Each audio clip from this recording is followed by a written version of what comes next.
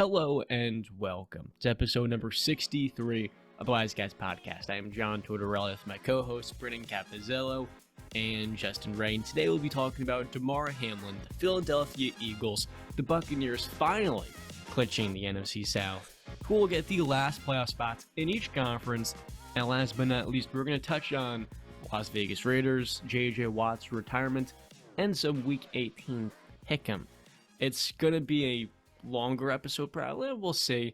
I guess to start this episode, the tone, it's going to be a little more heavy. On Monday night, there's really no other way to kind of talk about it. It's hard for me even still to just put it into words and perspective. But Damar Hamlin suffered cardiac arrest. And for most of us watching the game, it's something so visceral. When you're watching sports and live television specifically, it's the last thing you ever expect. And we were actually sitting here, all three of us together, and I remember at the time just not knowing what to say and being speechless. And a few days later, I want to say, number one, my thoughts, all of our prayers go out to Damar Hamlin, his family, his hundreds of teammates, his friends, and everybody that he has impacted, and everybody that's impacted him. Over these last couple of days, we've learned more about Damar Hamlin and who he is. I learned that I knew he was from McKees Rocks, Pennsylvania. I didn't know he had a toy drive that he set up before he was drafted. And 60 hours later, that toy drive has now hit over $7 million in donations. There's a lot of good in society, I like to believe, and the support has just been overflowing, and it really is a positive note. A lot of the signs for Damar have been encouraging, but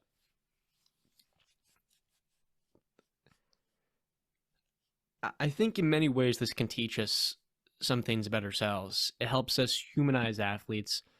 It helps us kind of understand, while we may look at them as characters and video game guys and people that we bet on, oftentimes I feel like we dehumanize them, and it makes you look in the mirror sometimes to fully appreciate not just the fact they're putting their bodies on the line, but how much that goes into this and how hard it is. And just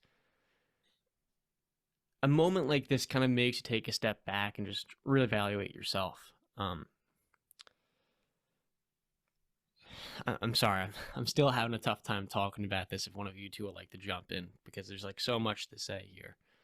Yeah, absolutely. Listen, like John said, we were getting ready to record and about to start the show when all of us saw that play happen. And I think my instant reaction, I got chills a little bit. I was freaked out. You don't expect to see somebody, fall to the floor like that in the middle of a football game. And, your instant reaction is, with all the things going on this year, you're thinking of the concussions. You think, oh my gosh, did he hit his head on the floor? Was it helmet contact? Is he okay? But we've grown so accustomed to, these head traumas that happen to these football players.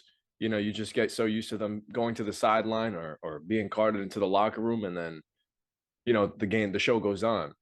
But that didn't happen. And Lisa Salters on ESPN said it best. We get so used to waiting to see that thumbs up, and then when you don't see that, it becomes a very worrisome sight, which was the case on Monday night. I think for me, and you hit it on the head, John, when you said, we dehumanize these athletes so many times. I was going into that Monday night thinking, oh, I have fantasy football implications on it. And then all of a sudden, fantasy turns into reality, and fantasy football doesn't matter anymore. These people are more than just people on your fantasy team, or which, like you said, people that you place money on. These people have families. This guy was 24 years old. I'm 24 years old. So it really it hit hard, because you just, no, tomorrow's never promised to nobody. And I'm just grateful to God that, one, the response team was there right away. They were able to bring him back and get him into a hospital. And the positive news is that he's been, progressing over the last 48 hours from what I've heard. Still in the ICU, if I'm not mistaken, in critical condition, but getting better. And that's all we can say. I know Damar's been in my prayers, and I'm sure he's been in yours. But that's the real, like I said, that's the real part of football. We're watching a game, and we sit down every Sunday, every Thursday, every Monday, we have the pleasure of watching these guys play, and they do it for our entertainment. They do it for their family, and you know, like you said, John, it's so quick that we can dehumanize these guys, but they're human. They have families. They go through lives. They get paid the same way we do, and they have emotions the same way we do. And I'm sure some of those players on the Bills and the Bengals are probably still shaken up from what they saw. But you know, God willing, he continues to progress, and we'd see Damar showing his face on the sideline, just to show us that he's okay again. You know. Yeah, I echo all your guys' comments on this so far. I mean, first and foremost, like John said, all positive and good thoughts and prayers and energy to Damar Hamlin, his family, his loved ones. Uh, but one thing that as you guys were talking, that it hit home in my mind was how we look at athletes and how we quote unquote dehumanize them, or I don't want to go that far, but you know what I mean. Don't look at them as people. Couple of years ago in my own life, I've gone through a lot of changes, like I think everybody has, growing up and just getting older. But one thing that I've transformed in my head is how we do talk about people in general. Um, and I'm very careful with the words that I use in terms of giving praise or giving criticism when it's due. But one thing I won't do is anymore is really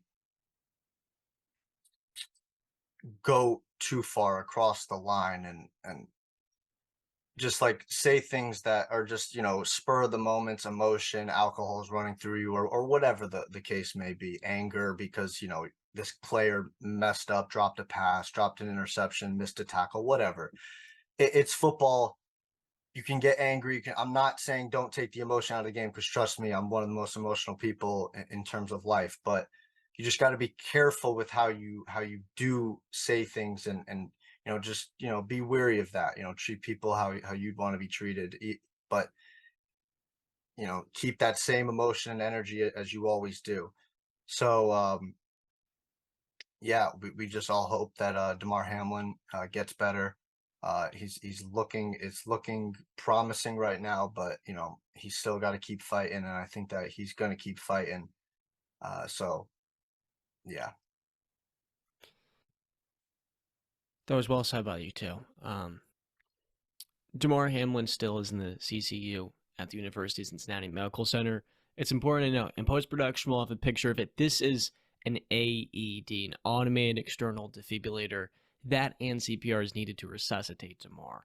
For most of you watching this, I'm sure you may be a parent, you may be a kid, you've probably been an athlete, you go to school. Not every school, unfortunately, but most schools and most gyms should have an AED, an automated external defibrillator. Do you know where that is? If not, be sure to take a look. There's usually going to be a sign. And take it one step further to be prepared. Why not go to the American Red Cross, spend what's $30 to potentially be prepared to save a life? That to me is something we really can gain from this, because we often have the perspective, that's not going to happen to me. That's a 1 in a million chance. Mm-hmm. But then when that event does happen, you feel crippled because you weren't prepared. So for me, it makes me look in the mirror, not just as somebody that talks about sports, but does play sports. It's much more than the game of football and the violence of it. This is human life. And I feel like for most of us, sports is a natural teacher of life. And sometimes there's an ugly side that you don't want to admit, but it'll hit you in ways that you're not prepared, and you have to respond properly. So I think that's one huge note. The link to Damar's donation and his toy drive will be in the description, in the pinned comment. We're praying for him and all of his teammates who are affected. For many of those people, that was the first time they saw CPR. And that was on the football field. The place that, for many athletes, was the one safe haven. I played basketball. When I played basketball as a kid, that was the one place, no matter what constant you had, no matter what happened in my life, that was one place I can go to consistently. So to have that then become a place where it's life or death for your teammate, your brother, that's something you can't put into words. And for us, the only thing that matters right now is Damar Hamlin's health. We're going to try our best to talk about football. It's still hard, and every time I think about the Philadelphia Eagles or the Steelers, my mind goes right back to Damar Hamlin. His mother, his family, his younger brother. That right now to me matters more. We should mention and we should call them out. NFL, you need to start considering and doing the right thing in terms of guaranteeing contracts. The NFL football is one of the very few sports that contracts are not guaranteed. And it's one of the most violent sports, probably top three. You would consider with, MMA and boxing up there. Football's right there with them. And it's a shame that these guys' contracts aren't guaranteed and that they aren't. I'm not saying Damar Hamlin won't be taken care of, because I think the NFL has come out and said we will take care of him, and I think the Buffalo Bills will take care of him. But everybody needs to be taken care of that plays that sport, because it is so dangerous. So NFL, step up, and it's time to have discussions and do the right thing. Yes, I know you're a billion-dollar corporation. At the end of the day, all you care about is dollars and cents, but it's time to take care of the people that make you those dollars and cents. I would agree. If we were going to add in a 17th game for the sake of that and a little bit more money, players should have life insurance, no matter how many years they play. For Damar, as you said, hopefully he will be taken care of by the NFL. But for some players, if you don't play 3 years or what have you, you don't get that guaranteed insurance. And given, the state of the NFL and the injuries we've had this season, it doesn't feel right to me. So, switching gears, we're going to talk about the Philadelphia Eagles, and are they what you would consider a fraudulent team? Or here, maybe this is a better question. How important is Jalen Hurts to the Philadelphia Eagles? Now, I'll tell you this, the last 2 games, I think it has become more apparently clear that the case for Jalen Hurts being MVP, if he was healthy, you'd have a very much better case because of these last 2 games and how they've performed as a team. The Eagles, even though they're 1-1, hasn't been the prettiest 0-2. sight. Don't forget it. Lost to the Cowboys. They are 0-2 in their last 2 games. Sorry, that's what I thought. They went 1-1. They are 0-2. I apologize. Yeah. So, I mean, again, why this conversation about Jalen Hurts being MVP and being very important to this team? You'd have a much better case of making that argument because they are 0-2 in their last 2 games without Jalen Hurts. So they got a game coming up. We're going to talk about probably towards the end of the show a little bit against the Giants, divisional game. Don't know if the starters are going to start for the Giants, but kick it to you, Justin. How you feel about these Philadelphia Eagles? Are they fraudulent? How is Jalen Hurts going to look when he comes back? Is he going to look, Okay. Personally, I think fraudulent is such a big word. We're this far into the season. We know exactly what the Eagles are. 2 games without Jalen Hurts just goes on to tell you, okay, they need this guy. This is the MVP. He really is the MVP, because without him, nothing against Gardner Minshew. When you go from MVP caliber play to, I guess mediocre quarterback play, there's a big drop off. So, I mean, I'm a fan of Minshew, so I don't want to knock him whatsoever. I don't want to use this segment to knock him down, but there's levels to this. And we've spoken about this before. There's levels to this crap when it comes to quarterbacks. Jalen Hurts is your guy, and for a long time, he's been the MVP of this season. I think he started this train around week 5 that we're like, oh my gosh, this guy has a legit chance at winning an MVP. And he showed that. And then the last 2 games that he's missed just show more and more just how valuable he is. That's where the VP comes in, valuable player. Because without him, I don't know where this Eagles team is. Yeah, they'll be competitive, but you put Jalen Hurts into the fold, the development that he's had in this year, with A.J. Brown, with Devontae Smith, Miles Sanders running for, I think, over 1,200 yards this season. This team is clicking when he's under center. It adds that extra element on offense that you have to account for that Gardner Minshew does not have. So, no, I'm not going to say the Eagles are fraudulent. Jalen Hurts still is, to me, the MVP, and these last 2 weeks really show that to you. I think, I know this conversation isn't really so much about the number 1 seed, but if the Eagles don't get the number 1 seed, I'd still feel confident in them knowing that Jalen Hurts will be healthy and on the field if he's on the field for the playoffs. which we're all assuming he is, I think he's questionable for this game against the Giants on Sunday, which really has no implications for the Giants whatsoever. The Giants won't rest starters, but they can if they wanted to. The Eagles want that number 1 seed, but if they don't get it, I'm more confident just because they got Jalen Hurts under center. It is a funny thing. Do you play Jalen Hurts this week to gun for the number 1 seed? Because then he's going to have that extra week off. Maybe you want him to shake off some of that rust.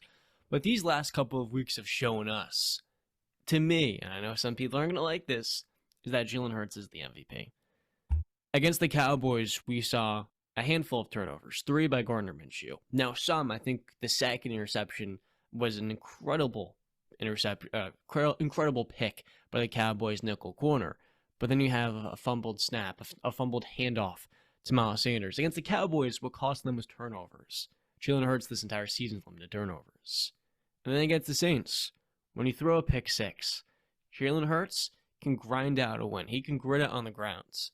And then he can work Devonta Smith and A.J. Brown back into the fold. With Gardner Minshew, I'll be honest, man, I overhyped him. Because these last couple of weeks have shown me you're playing with the best talent probably on the offensive side of the ball in football, and you've looked like a backup. I mean, it's tough for me because we've seen Gardner on bad teams kind of maximize the talent. That's what made me so hopeful. But right now we're seeing you go from an MVP that leads the highest scoring offense in football to a guy that has only started 4 games in the last 2 years, and you realize it's a pretty steep drop-off. And that's why against a defense like the Saints, they'll get caught slipping. Before this matchup, I was like, the Saints, they're going to keep this game close. Did I expect them to win? No. Andy Dalton was surgical for the most part until he threw that interception. I look at this game and say to myself, they need Jalen Hurts in order to go anywhere in the playoffs. A lot of people this year have said, Micah Parsons included, this was crazy to me, that they're a great team. You know, why should Jalen Hurts get MVP? Well, I mean, without that engine, which is Jalen Hurts, I don't think they're a great team. This year, they've taken the leap to number 1 seed status because of his growth, because of his jump. I mean, it has been Josh Allen lights. And so many people will say, well, John, he got A.J. Brown. Well, that's the whole point. With any elite quarterback, Tua gets Jalen Waddle and then Tyreek Hill. Joe Burrow, T. Higgins, and then Jamar Chase. Kirk Cousins, for the most part. You know, Adam Thielen, T.J. Hockenson, and Justin Jefferson, who is an MVP candidate. For any great quarterback, they're going to need great talent to support them so they can put up the production. So for Jalen Hurts, man, I think it's so straightforward. You look at the total yards and what he's meant to this team. Even when things aren't going so well, you have to give him the nod above Patrick Mahomes in my eyes. But at the same time, I'm not trying to take anything away from Mahomes because he, too, has had himself an MVP caliber season. So, quick question for you guys. Is just looking for like a yes or no. So, are you guys basically, if you guys had a vote for MVP, your guys' vote would be for Jalen Hurts? Absolutely, man. Justin? I'm kind of torn, more so because with the 2 weeks out, Patrick Mahomes has been Patrick Mahomes. So I feel like, minus 2 games could slightly put Pat Mahomes over the edge. Now, that's just how voters go for it. Me personally, I would vote for Hurts, but do I see him winning the MVP now with these 2 games out? It's iffy because it might even be 3. So yeah. So that's where I come in. I mean, before the injury, I had Mahomes as my MVP, just simply due to the fact. I mean, John mentioned Jalen Hurts gets A.J. Brown. You take Tyreek Hill away from Patrick Mahomes, and Mahomes is thrown for 5,000 yards for the second time in his career. He's got 40 touchdowns. I think he's got somewhere, I forget, 8 interceptions or something like that, maybe 10. I don't remember off the top of my head. It's actually 12 interceptions. 12 interceptions. Okay. I can read off the stats to you in a minute. Yeah. Go ahead. I think it's 5,000. Yeah, so he's got 5,000 yards, which leads the NFL. 315 yards per game. I mean, it's Patrick Mahomes. I look at the total yardage. So Mahomes this year, yeah, he's got 5K passing. For Hurts, he's got 3,400 passing. And get this, over 1,000. Or 747, which gets him to 4,000. So less touchdowns, 1,000 less yards. But you look at the before and the after. And the fact that he's limiting turnovers. Only 7 interceptions on the season. No, 5, excuse me. We got to also look at fumbles too. And if you're going to add Jalen Hurts' rushing yards, then you got to add Patrick Mahomes' rushing yards too, which is probably around 200 or something like that, 300. But yeah, I just think, I mean, you read the numbers off there. Even with the rushing yards, he easily clears Jalen Hurts in that. And my whole point was what I first stated was you gave Jalen Hurts AJ Brown and you took away Tyreek Hill from Patrick Mahomes, and just look at what he's been able to do. So, and especially now with the 2 games gone, possibly 3, uh, there's just no way you can give Jalen Hurts. This is very similar to the Brady Wentz MVP run towards the end of the season, where a lot of people thought Carson was going to win MVP. I was not one of those people. I thought Brady should have been MVP, rightfully so. And then he gets injured. Brady plays the last 3 games, I think it was, and he wins his MVP. So I think once you start missing games, especially at the end of the season, you're not going to get the nod as MVP. And then especially looking at Jalen's last performance against the Bears when he did get injured, 52 QBR, 2 interceptions. Yes, he had 17 for 61 with 3 touchdowns, but again, that's really is what is causing this buildup of injuries. And what I've said about running and rushing quarterbacks is when you 17 carries for your quarterback, man, that's a lot, dude. That's a lot. That's more than Miles Sanders only got 11. That's a lot of carries and a lot of toll taken on somebody's body, especially Jalen, who I know he packs a punch in terms of thickness, but he's still slight compared to like the bigger quarterbacks. So you just got to be wearisome of him. Now, I do want to say before, if we are about to move on, Jalen Hurts. I know I've kind of, I don't want to say diminished, but I've slowed the roll a little bit on Jalen. You guys have really, propped him up. John's talked of him as an elite passer of the football, where I just don't believe that at all. I believe he's become a good passer of the football, and I think that's a tremendous jump from what he was before that. Becoming good from when he was basically terrible. He was not good at throwing the football. So yeah, I just want to see consistency. I do believe in Jalen's intangibles. I believe what's in here.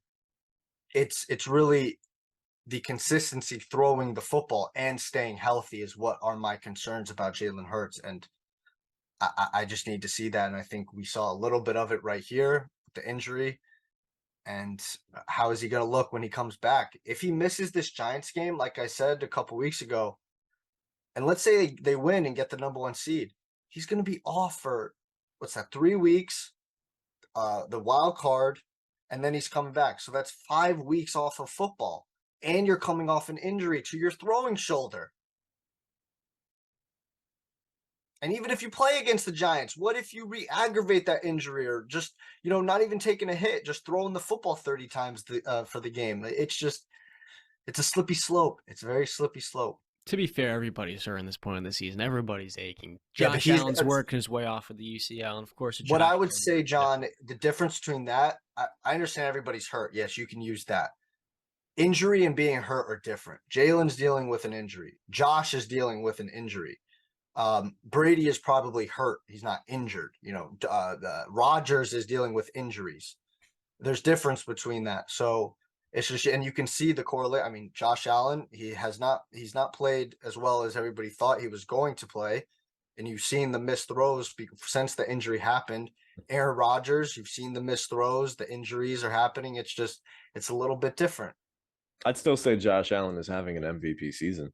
Josh Allen's gone. I mean, in respect to, of course, Monday night game, he was looking really good in those last couple of weeks leading up. And honestly, it sounds crazy, but by playing through that, it looked like he was actually progressing, getting healthier and healthier. And the guy has over 4,000 passing yards, over 700 rushing yards, and just about the same amount of touchdowns combined as Patrick Mahomes. I think he's at like 39, 40 almost. So yeah, but I don't think Josh Allen's that far out of the conversation as well. Plus, when you throw into the mix the potential to get the number 1 seed, I think that also calls for some debate. If we were to exclude a record because Hurts is 13-1, I think you can make a very straightforward case. The most valuable players in football: Pat Mahomes, Josh Allen, maybe Tom Brady, honestly, and then who? Burrow Who'll be the next guy? Burrow, yeah. I mean, he Burrow's also really has an come on insane strong. team. He has, but remember the performance when Jamar was injured. He Yeah, had and great Joe Mixon, performances too, and they was were injured. winning. Yeah. So you got to put Burrow in that conversation too. Obviously, Mahomes, like you said. Are we gonna have an actual conversation about, I'm really tired of MVP just going to just quarterbacks or just the biggest name because, for instance, this is a big baseball argument that Mike Trout for the Angels wins these MVPs, but what is he truly valuable to? He plays for a team that never makes the playoffs, just a very good player, that a legend, I may say, but never plays in the biggest stage. Because I can give credit to so many players that I feel are more valuable to their team than some others. For instance, Trevor Lawrence could instantly be an MVP consideration if we're really taking face value for what those words really mean. The most valuable player to that team is Trevor Lawrence. That's where I think it differs, though, because you also do have to take in consideration team success. And his record is not what the other guys' record are. Now, for me, I agree with you. Do other players need to get consideration, not just quarterbacks? Because it is, well, let's just be honest, it's a quarterback award now. It is, and it's because of the era we live in, the passing-centric era, and how valuable quarterbacks are. When you look at a team, usually, majority of the time, quarterback is the most valuable player on that team. He's the most important player. So is it fair? No. And it's just the way it is. I mean, the last person to win MVP that wasn't a quarterback was Adrian Peterson, and he had to almost break the record, Eric Dickerson's single season rushing record. Chris Johnson, when he ran for 2,000 yards and had that insane season, he didn't win MVP. Peyton Manning did. So it's a difficult discussion to have because you have to have this historically great season. Mm-hmm. And we've seen that kind of, J.J. Watt, Aaron Donald, Jarrett Allen, to name one, who had 22 sacks in the season, almost tying the record. And they don't even get the consideration. Yeah, I'm looking at guys like Nick Bosa, like Justin Jefferson, who their impact what we have to have is, because I don't think that they're ever going to change that. I think the MVP is going to be a quarterback award and for me, I agree with that, because when I look at teams, the most valuable player is a quarterback. It's hard for me, like the top 5 quarterbacks, for me to take those guys out and put a Aaron Donald in there, or a Nick Bosa or Joey Bosa or TJ Watt. I'm sorry, they just don't impact the game the same way as the quarterbacks do. So then what about a team like San Francisco? Who's the MVP? Well, okay, so are you talking for singular? I thought we were talking about the whole the. Oh no, that's what I'm talking about, that whole thing. That's but like, there's an MVP for every team. There is an MVP for every team, but it's just when we're talking about the entire award, now we're comparing. So you would probably put Nick Bosa, right? Well, he missed games. His sacks are not, I don't think he leads the league in sacks. And then when you compare him to a Jalen, Josh Allen, Joe Burrow, Patrick Mahomes, guys like that, it doesn't stack up. Real quick. Just doesn't. Go ahead. So a couple of things. You guys had a lot. Nick Bosa actually 17.5 sacks in 15 games. That is the league lead right now. Okay. Fun fact, you mentioned Jared Allen before. His 2011 season when he had 22 sacks, that was the year the Vikings actually only won 3 games. Mm-hmm. The following season with Leslie Frazier, they won 10, and Jared Allen had 14. The MVP award is so backwards, in my opinion. As NFL fans and as sports fans itself, we like to really praise the best team, and we say if you're the best player on the best team and you A, average 30 points per game, or B, throw for yay yards, you're the MVP. No, that's not necessarily how it works.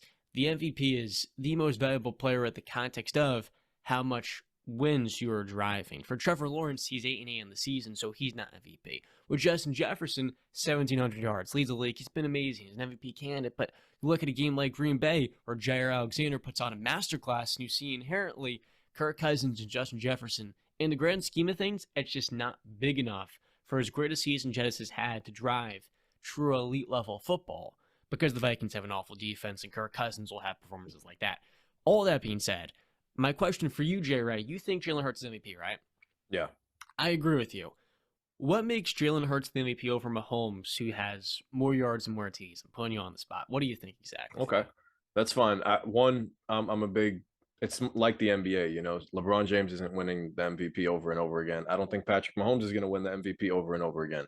I think from where the Philadelphia Eagles were the last couple of seasons and to where they are today also takes into account this how the MVP should be voted.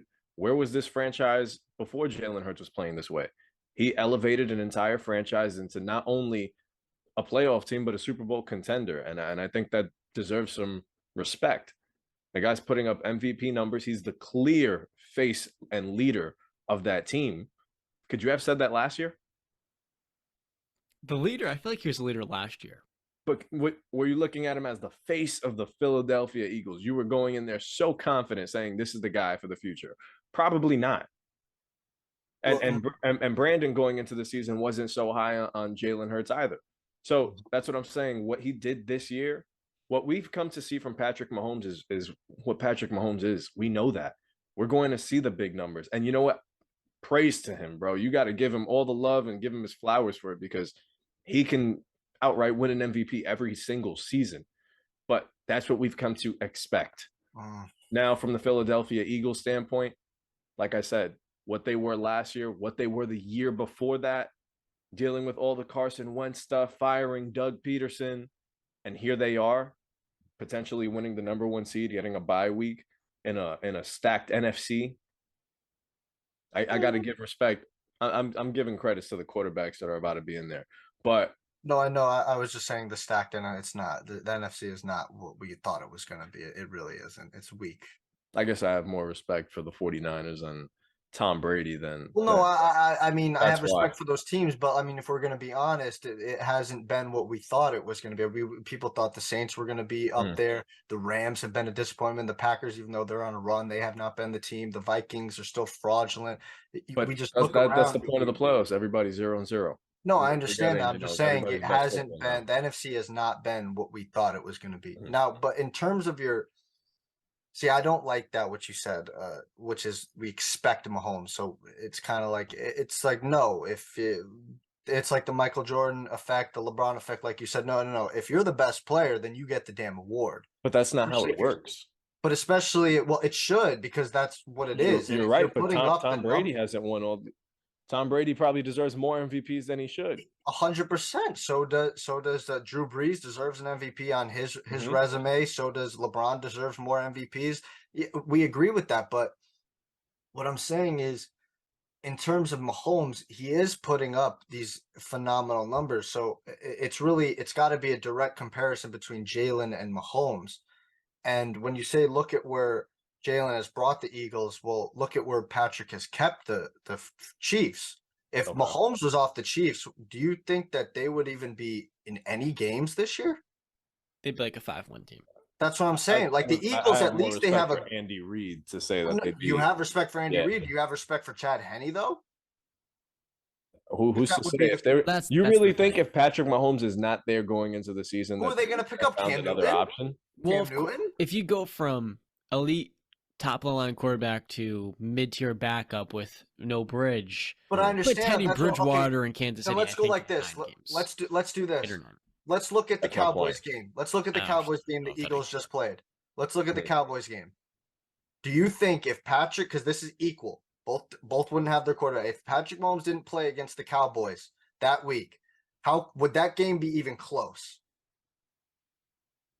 The Cowboys would have blew them off the field. That game was 34-40? Mm-hmm. And it took 4 turnovers for the Cowboys to beat the Eagles with a backup QB. That is another direct correlation to show you that it's a great team. They didn't get the job done, which gives Jalen that credit. But you got to give credit to how great that team is around him. And absolutely. Again, my main point. Somebody has to elevate that. I understand that, but I gave him that credit. But again, they still came up short. My main point is you gave Jalen A.J. Brown and you took away Hill from Patrick Mahomes, and he's still putting up numbers. And like he's only won 1 MVP, Patrick Mahomes. He's not a 4-time, 3-time, 2-time. He's only won 1 MVP, and it was that his first year starting. And he's putting up the similar numbers that he did his first season starting with those guys. Yeah. with those guys without Tyreek Hill now. I can't get around. I can't get around that point. Listen, I'm not going to argue that for the simple fact. Like I said, you can make an argument for Patrick Mahomes every single season. Yes, he's kept the Chiefs afloat, but also he has one of the greatest head coaches of all time by his side. One of the greatest head coaches of all time. Whereas Nick Sirianni came into the league or came into head coaching spotlight with people making fun of him because of his press conference. People thinking he was going to be an absolute joke. So nobody knew what we were getting out of the Eagles. So that's why I'm saying this Eagles team, I don't think anybody had them pinned for a number 1 seed. Nobody. But I think we can agree that Nick Sirianni's coach of the year this year. Yeah. I don't think so, actually. I'd say, well, he's definitely. What, guys? Well, no. You know what? No. I'm with John there because you can make different arguments for Brian Daboll. You can make it for Doug Peterson, a bunch of other teams too. So I won't jump on that bandwagon just yet. You want to know why I don't think Patrick Mahomes is MVP? As you said, Jay Ray, great point. Jalen Hurts not only producing at an elite level, he's a leader of this team like Mahomes, but you look at the Chiefs season, they've had an easier schedule in terms of strength of schedule than the Eagles, in spite of the Eagles coming in one of the easiest. Their 2 biggest games, first the Bengals and the Bills, they lost. And Patrick Mahomes not played well in those games. Sure, he's had a great season. I'm not taking any credit away from him. But if we're going to talk about the MVP, really what it comes down to is what player tells the story of this season? What player really defines this regular season? 7 years from now, how will we remember 2018? Oh, that's Patrick Mahomes' breakout. 2022 to me, into 2023, it's quite clear. It's Jalen Hurts. It's not Patrick Mahomes. Now, Mahomes, like I said before, and as you said, everyone knows, he's sustained an elite level team, and that means something. But when you look at this regular season, Jalen Hurts' jump and the winning, the accumulation of talent around him certainly helps, but in spite of that, they haven't won the last 2 weeks. They lost to a Saints team that is, I don't think the Saints are good still. I know they had a good game. I know it's a tough matchup. You look at stories and what defines the season. I think to me, Jalen Hurts has been the most important player and honestly the defining characteristic of the NFC that basically if he is healthy, they're going to the Super Bowl. If he's not healthy, they're maybe losing in the divisional round. Yeah. Sorry for my screen froze a couple minutes ago for like 30 seconds, so I didn't hear it fully, but I caught the tail end of your spiel, John. But yeah, again, I just, for me with Mahomes and Hurts, I can't get over that fact. I think you guys are more making the argument. I don't know if you guys realize it. You're making more of the argument of most improved player, which I don't think is an award in the NFL because you're looking at the jump he made. So for me, I guess we just disagree where, again, my main point is you give A.J. Brown to Jalen Hurts, you take away Ty, and you talk storylines, John. That was a major storyline going into the season. You know, a lot of people question, are the Chiefs going to be the best team in the AFC West? Are the Chargers here? Are the Broncos here? Are the Raiders here? You know, Tyreek Hill is gone. Is Patrick Mahomes going to have another down season? A lot of questions were going in, and he shut all those haters up week 1, having that magnificent performance. So I can't, man. And especially when you stack up the numbers. Even with the rushing yards, he easily clears him in just passing yards. You're not even adding Mahomes' rushing yards. Touchdowns, I think it's 13 rushing touchdowns and 25 passing touchdowns. So that's Hurts is 35 to Mahomes 40. In total. You also got to 35, keep in mind, yeah. Hurts has missed the last 2 games as well. He has, but then again, we're making the argument for MVP, and that takes into consideration the argument being injured and being out. You got to be healthy for your team. So. Okay, but I mean, it's not affecting them that much. It's not like a big injury where they went on a 4 or 5 game stretch without him. It's 2 games at the end of the season with locked up playoff spots. So not as much at stake. I mean, if you want to say the number 1 seed is that important to this team, then okay, we can have that argument. But well, the MVP is still at stake, though. The MVP is still at stake. But I think him missing those 2 games even goes to show you so much about his MVP conversation. You make that. You'd rather see him on the field. I get that. That's my whole point. But you see, the questions that you have are, oh, you know, this is a great team too. Yes. AJ Brown's on this team. Well, you know, without him at quarterback, you just saw 2 L's, turnover friendly football. Gardner Minshew against the Saints couldn't get the ball out quick enough, was just not Mhm. quick, especially in that first half. I didn't even know the Eagles were on the field playing offense that game. No. It was a terrible performance. So it's a massive difference when you It have an is. MVP caliber player in the fold. So I mean, yeah, I get what you meant when you said it sounds like you guys are arguing most improved, but sure, if you want to say he's most improved player, he definitely is. But that most improved player is also playing like an MVP. It's not just his game got better; his game got astronomically better.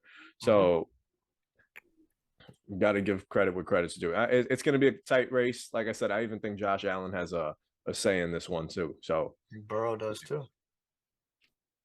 That is true. I Yeah, think very Burrow much. has a pretty good underrated case, if you ask me.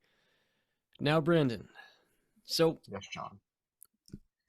I said coming into last week, and I said in the last couple of weeks, Sam Darnold and the Carolina Panthers would win the NFC South. Looking back now, I look at Sam Darnold's performances, and I've been impressed. Uber impressed. Yeah. Oh, Uber, bringing that word back. But, you What? know, the Buccaneers, a team that was struggling to even get up ahead against the Panthers, without their best defensive player in J.C. Horn, Yep. they did what you could have expected. They came back. Tom Brady threw 3 touchdown passes to Mike Evans, who had over 200 yards, capping off, or just about capping off the season with 1,100. We could talk about Mike Evans' 1,000-yard season streak, which is something else. 9 straight. We're going to 9 straight. Yes, that's right. I'm really disappointed in Carolina. Before we even jump into Tampa Bay, Carolina is, in my opinion, a team that should be in the playoffs right now. If J.C. Horn is healthy, you guys do not win that game. I am sorry, but in all due respect, Mike Evans torching C.J. Henderson, to me, it's not moving the needle for me at all. And I look at a Panthers defense that has been really stout, an offensive line that has really shut up in recent seasons. I know you don't want to give them credit for that, but they've improved pretty sizably this last offseason on the line. And then you look at the play of Sam Darnold. Man, the thing that really disappoints me the most is that J.C. Horn injury, because Buccaneers right now would not be in the playoffs. Let's be clear. If J.C. Horn is healthy, the Bucs do not make it. All right, John, time out. And the second thing is, I expected a little bit more fire with Steve Wilkes coming in and really being that I guess this, what would you even call it? The rah-rah type of personality, really setting the tone. Yeah, Motivator, if you will. John, hold on. Buccaneers have won the NFC South. But let's be clear. I'm pretty disappointed right now. Let's be very clear, though. You keep talking J.C. Horn. You realize who was out for the Buccaneers on their side of the field, right? Their best cornerback in Carlton Davis was injured. And I don't care if you don't want to stack them up in terms of talent where J.C. Horn's better. I'm not going to argue that. But in terms of value to their team, best corner out. You want to go even deeper. Was Shaq Barrett on that field? Their best pass rusher? No, he's been out for how many weeks? So we can go tit for tat with these injuries, and I think you'd lose that debate when it comes to the Buccaneers because they've been much more injury ravaged. Now, I mean, what you did tell me is that the Panthers have had an elite run game over these last, how many games Steve Wilkes has been in as interim head coach. Just for clarification, the Panthers ran for 74 total yards on the Buccaneers. All right, so that run defense can still show up for the Buccaneers when it needs to. And you said Sam Darnold has been impressive to you. And I'll give Darnold his credit. Credit is due. He's played well. He also played well for 3 straight games last year, and then he went back to being Sam Darnold. And in this game, the Panthers-Bucs game, I just was like, just wait. Darnold's going to Darnold. He's going to make his mistakes. And what did he do? He made those mistakes. Did he make great throws? Yes, and I gave him that credit. But he's going to Darnold, and he's going to make those mistakes, and he's always going to leave you wanting more. He's not the guy, okay? And I mean, this was the – I love how it literally took the Buccaneers to win this division for you to finally be like, okay, the Buccaneers are going to win this division, because you started off with the Saints before the season. Then you had a little 3-4 game spell with the Falcons. Then you moved on to yes, you did. Then you moved on to the Carolina Panthers. Now you're finally like, okay, they've clinched it. The Bucs are going to win this division. So it's very laughable this whole season, John, when it comes to the NFC South and you. It's very laughable because you tried at every turn, you tried to say, no, it's this team. No, it's this. It's not going to be Brady again. He's done. Just go home. Leave. He's not going anywhere. And John's picked everybody in that division but the Buccaneers. Except for the Bucs. That's what I'm saying. And he's still probably he may try to make the argument that he doesn't even want to pick the Bucs now, and they clinched it. He's like, the Panthers would have won if they had JC Horn, damn it. All I've said is that when you give Brady a close game, he can find a way to get the job done. And what I've said all season, and what I've said is that I'm sticking on the boat, and I will go down with the ship with the Bucs. They are still my Super Bowl prediction this year. I'm going down with the ship. They are rolling into the play. Now, the Arizona game was terrible, but a win is a win is a win, as they say. All right, they got to win. They're 2-0 right now. They're going to face Atlanta next week. I forget if that game's in Atlanta or Tampa Bay. Atlanta. I expect the Buccaneers are going to play their starters. Let's be very clear. Tom Brady's playing. He's already said there's no question about it. The Buccaneers are going to beat the Atlanta Falcons. They're going to go 3 straight wins, 3-0, rolling into the playoffs. Hopefully they play a great game and they can continue this momentum that they started with the Panthers playing I think we can agree, their best offensive game of the season. Brady had his best game of the season, and you want to continue that momentum. Momentum is huge in the NFL. They're getting healthy at the right time. When you have 12 as your quarterback and you're going into the playoffs and it's do or die games, it's win and you keep going, lose and you're out. I believe in number 12, the greatest of all time, to get the job done. Anything is possible with that guy under center. So you think that the Cowboys want to go to Tampa Bay? You think the Eagles want to go to Tampa Bay for a week one for the wild card round? You think any team wants to see Tom Brady and the Tampa Bay Buccaneers? No, they want somebody else to do the dirty work. Well, he's in 14 straight playoff appearances, I believe it is. Or division title wins, something like that. I forgot what it was. Stop counting this brother out, John. Stop. He's so right, man. Nobody wants to run into Tom Brady in the Bucs. I think the NFL has way too much respect for Tom to say, "Oh yeah, I want to face Tampa Bay this week in the playoffs." No, the hell you don't.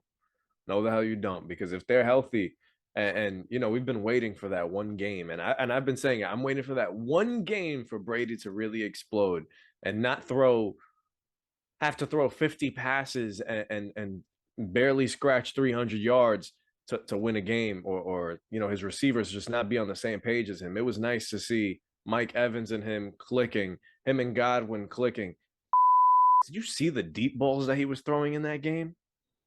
I don't know if that guy is 25 or 45. Justin, what I just got to say about Mike Evans, he hit the guys with the classic move, and it's more of a basketball move. John might know it. I call it the Dwayne Wade special, where you fake like you're slowing down, you're not going to do anything, you just explode out of nowhere. That's what Mike was hitting those guys with. He was slow and laboring, and then he just boom, I'm open now. You lull them to sleep, as they say. So yeah, I mean, those deep bombs where they were hitting their connection, Justin. Yep. And Mike, we got to give respect to Mike Evans, man. He's so underrated. I think that's 9 straight seasons of 1,000 yards, and he joined some elite company with Jerry Rice, and I forgot who else was on that list. Randy and Larry Fitzgerald are right above him as the only people to do that. So that's big names. You know, Mike Evans falls really under the radar when it comes to, you know, the top flight receivers in this league. But year in and year out, he's one of the biggest red zone threats. And he's always cracking over 1,000 yards every single season. I think we got to give some respect to him because, he shows up every single season. He made my boy one of my favorite college football players of all time, Johnny Manziel, a first-round pick. He then goes to Tampa with Jameis Winston, and it's still pass-happy offenses, but even still, you look at Evans' consistency through these years, it's a testament to his durability. Never played less than 13 games, and really that presence he plays. You alluded to the stop and go move before. The guy is, one of the best contest catch receivers I've ever seen. The funny thing with Evans is he's one of the most respected receivers because of that consistency, but I kind of wonder, has Mike Evans at any point really been like a top 5 receiver? I always feel like he's been top 10, a little bit trending toward the low end wide receiver number 1, but I think that's the reason why people don't pay him enough respect, because he's had these 1,000, 1,200 yard seasons, but only in 1 year he's had more than 1,300. That was 2018, where he had 15, 24, and 8 TDs. The Bucs. John, I do want to talk about. We've talked about the Bucs, but the other side, the Carolina Panthers, and you have it in the notes right here. I hope we can all agree on this. I know there's rumors out there that Harbaugh and Dave Temper, what's his name, the owner of the Panthers? David Tepper, whatever the hell. This the Pepper. Jabroni is what we should call him. He's apparently had a conversation. It wasn't an interview. It was just a dinner. I mean, okay, however you want to label it. I think Steve Wilkes deserves this job. I think he's done a tremendous job with this Carolina Panthers. You guys were laughing at me for even thinking the Panthers could be a playoff team before the season. And then John jumped on the bandwagon late in the season, said they can be a playoff team.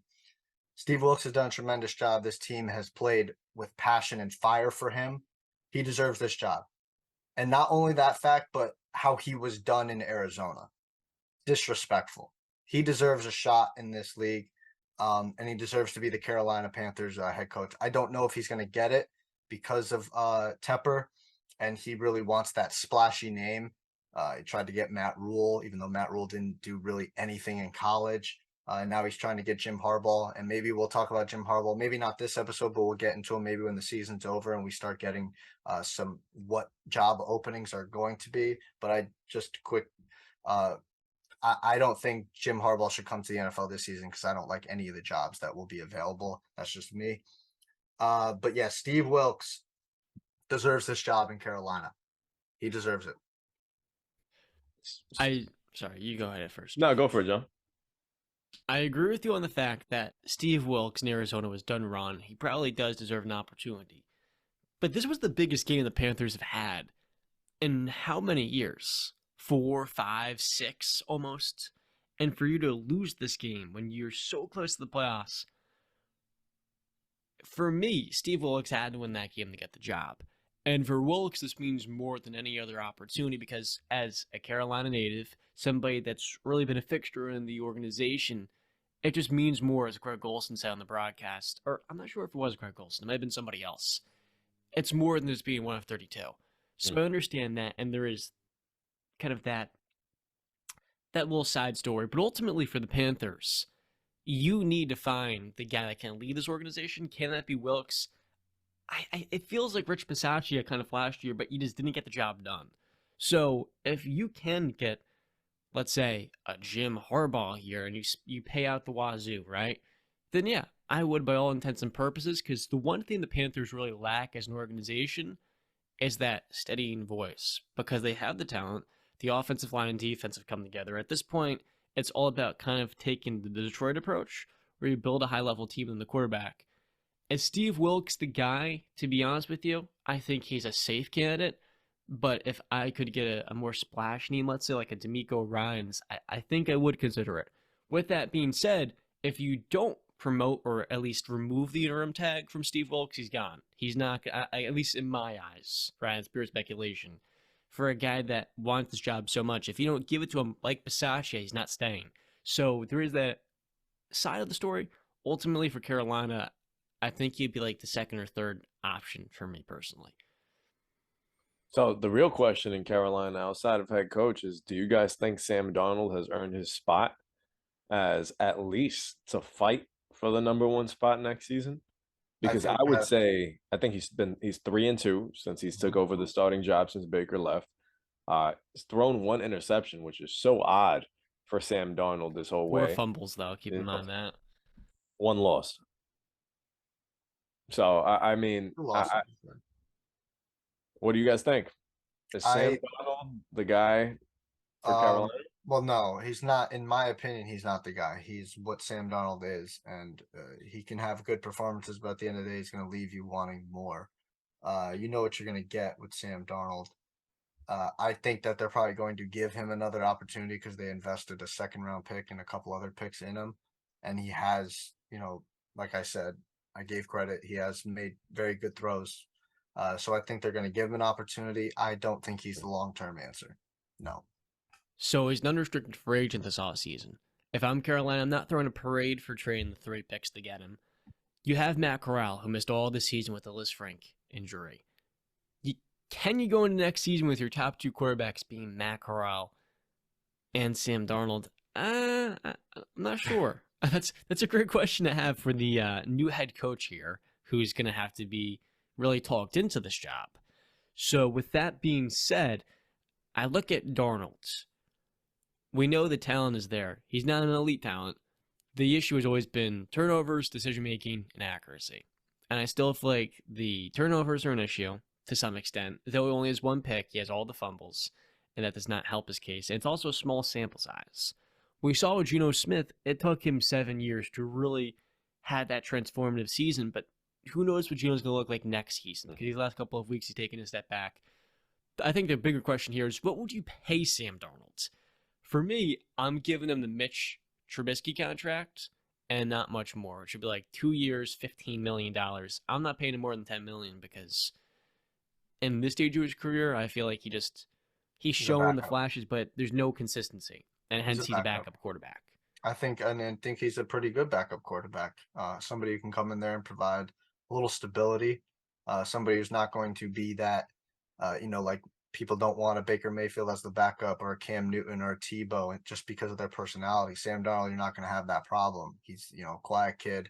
And that was actually one of the problems of being a leader of a franchise. You being quiet, you better be like Kawhi freaking Leonard and ball the hell out if you're going to be a quiet leader. Or a Kevin Durant, you better be a quiet, ball out if you're going to be that way. So I think, but listen, Sam Darnold is a good backup quarterback and provides you stability. So if you want to go in with him, I just looked at it. Right now, Carolina is slotted as the 9th pick, I guess, in the draft, they would say. So they still have a top 10 pick.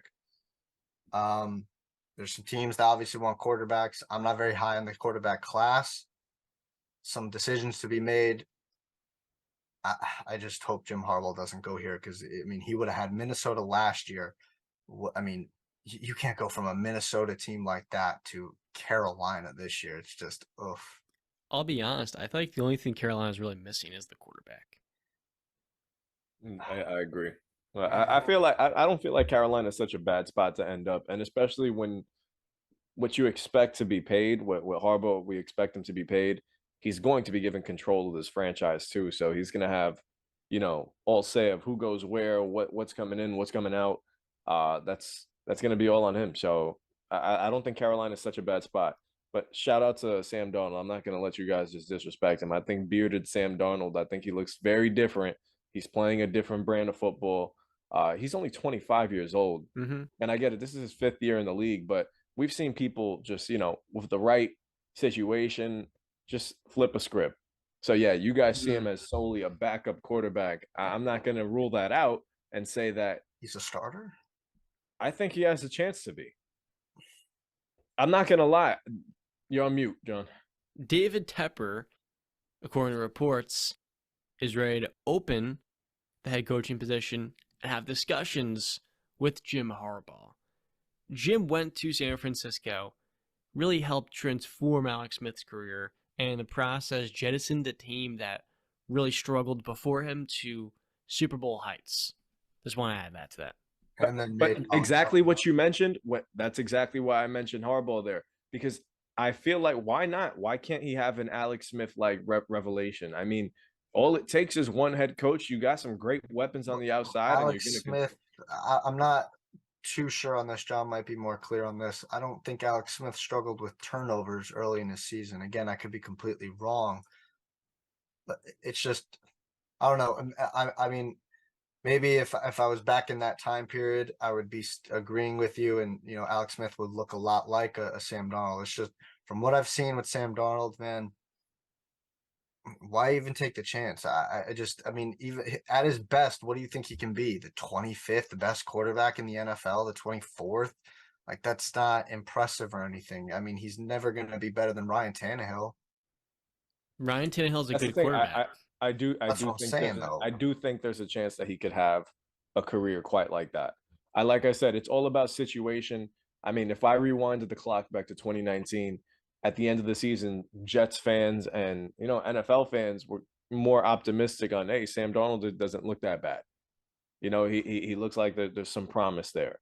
The problems with him was also injuries that he hasn't completed a full season. So you want to see that out of the guy, but I'm not gonna lie. Like I said, from what I've seen from him in Carolina to close out this season so far, I think they're 3-2 with him under center. They don't look bad. He looks pretty good. He looks like a different quarterback. I don't feel like this is the same Sam Darnold that we were watching last season. Him forcing the ball into tight coverage or making these terrible decisions because he just went pound for pound with Tom Brady this past Sunday. Oh, I don't think we would have been saying that about Sam Darnold the year before that or any year before that. I feel like this is a different guy. I like what you said because for a long time, the Panthers, to me, and this is not disrespect to Ron Rivera necessarily, but I feel like when for the last like 5 years they've kind of built up this team more and more. And a couple of years ago, the roster is not good. But now we're at a stage where if Carolina were to hire Jim Harbaugh and he develops Sam Darnold into like a top 25 quarterback, dude, let's say he takes like a miniature Geno Smith like arc. Geno Smith this year was a top 10 quarterback, but with the way Sam Darnold's played, can he throw for 25 TDs, limit the interceptions above 15 and 35 to 4,000 yards or 3,500? Absolutely. And given you have a pseudo number one receiver in DJ Moore, pretty good running game, develop an offensive line, and much improved defense, that's not much improved, but it's stepping up. There's a realistic case next season the Panthers can be in the same exact position, and they're showing this year wasn't a fluke. And they're actually building off that, and maybe they take a jump like a Jacksonville. With the way Doug Peterson's come in and really helped Trevor Lawrence, I think this Panthers team is just more balanced. So it's honestly a pretty good opportunity for a coach like DeMeco. No, DeMeco, I think maybe he's a better assistant. I feel like he should hold himself to a higher standard and a better organization. But for Jim Harbaugh, I feel like he'd be the right offensive guy to save this place. I feel like he would be the right guy to save Sam Darnold's career, and that career arc and that story would be awesome. For DeMeco, I don't think necessarily be the perfect fit for him. Well, I mean, that's all up to Harbaugh. I mean, when Harbaugh comes in, he's going to rule the team with an iron fist. So it's really going to be up to if he wants Sam Darnold as quarterback. Because if he doesn't, Sam Darnold's not going to be his quarterback. I don't know if he wants the GM control. I think that's just speculated. And then that's also up to Tepper. Is Tepper willing to give up power? Because you're going to have to give up power. That was the whole reason he left San Fran, Jim Harbaugh. The front office and the execs were just like, can't deal with him anymore. He's too much of a headache. That was the one time I guess winning didn't solve everything.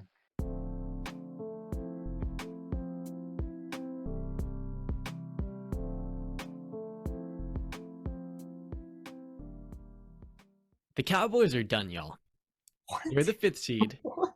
They're going to have to play Tampa Bay in the first round. It's a done deal. We know that game is going to happen.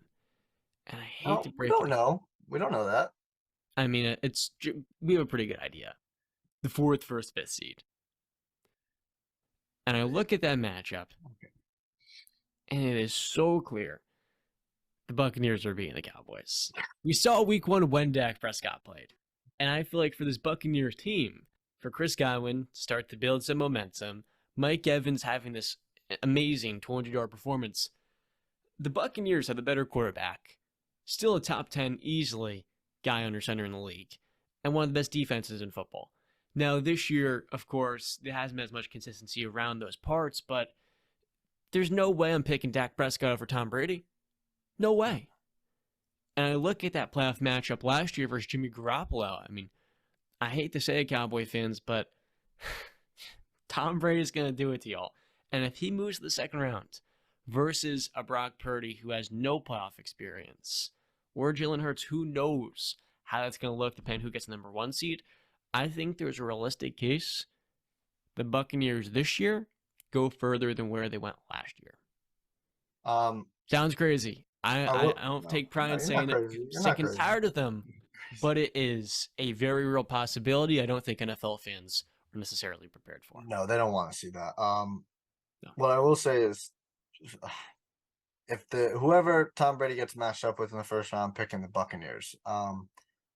I actually would probably favor that. I would actually kind of want the Cowboys to lose. I want that scenario because then it's going to look much better for next season, because I think Jerry Jones is going to look at Mike McCarthy and say, okay, we can go get an upgrade in Sean Payton. Now it's going to look interesting because Sean Payton has said Vic Fangio will be my defensive coordinator. Dan Quinn is the defensive coordinator. He's done a pretty good job. Does he get out? Is Kellen Moore going to leave? Interesting discussions that can be had for that one game if the outcome is Tampa beating Dallas. So one thing I do got to say, though, John, that difference in that first game and now, the Buccaneers have no pass rush. Shaq Barrett was their pass rush. Their pass rush is bottom Joe tier. Tryon, Shoinka, and that's they're okay. They're okay. They can make some play. That I forget that kid, Anthony Nelson, I believe his name, that made the play on Sam Darnold that caused the fumble that really turned the game around and it gave the Buccaneers that favorite. He made a great play, but in terms of that entirety of the game, Sam Darnold was barely under pressure that game. He had enough time to sit back and just really pick apart the defense. And that's a problem, especially the Cowboys have a pretty damn good offensive line. They're getting healthier, and you got no pass rush. If you let those cornerbacks go out there 3, 4, 5 seconds, that is an eternity for CeeDee Lamb, Michael Gallup, T.Y. Hilton, Dalton Schultz to get open. Bad. So, but I would favor the Buccaneers in that game. Just the pass rush is just, oof. Yeah, no, I'm favoring the Bucs. What was the score in week 1? 19-3? 19-3. Yeah, Dak. I'm sorry, Dak Prescott can't beat good defenses. They also got injured in that game. We got to remember. But you know what? And look at past games against great defenses. I feel like the Bucs defense is going to find their stride come postseason time. I feel like they'll be healthier around then. Their playoff spot is already locked up. We know they're in there. If I'm them, second half of this game against the Falcons, I'm resting my players. Make sure everybody's going into that game healthy. I really am, because you know what? While as we laugh at this Dallas team, they're capable of beating this Bucs team if the Bucs have a bad day. But I don't anticipate this Tom Brady led team to roll into the wild card weekend and just lay a dud.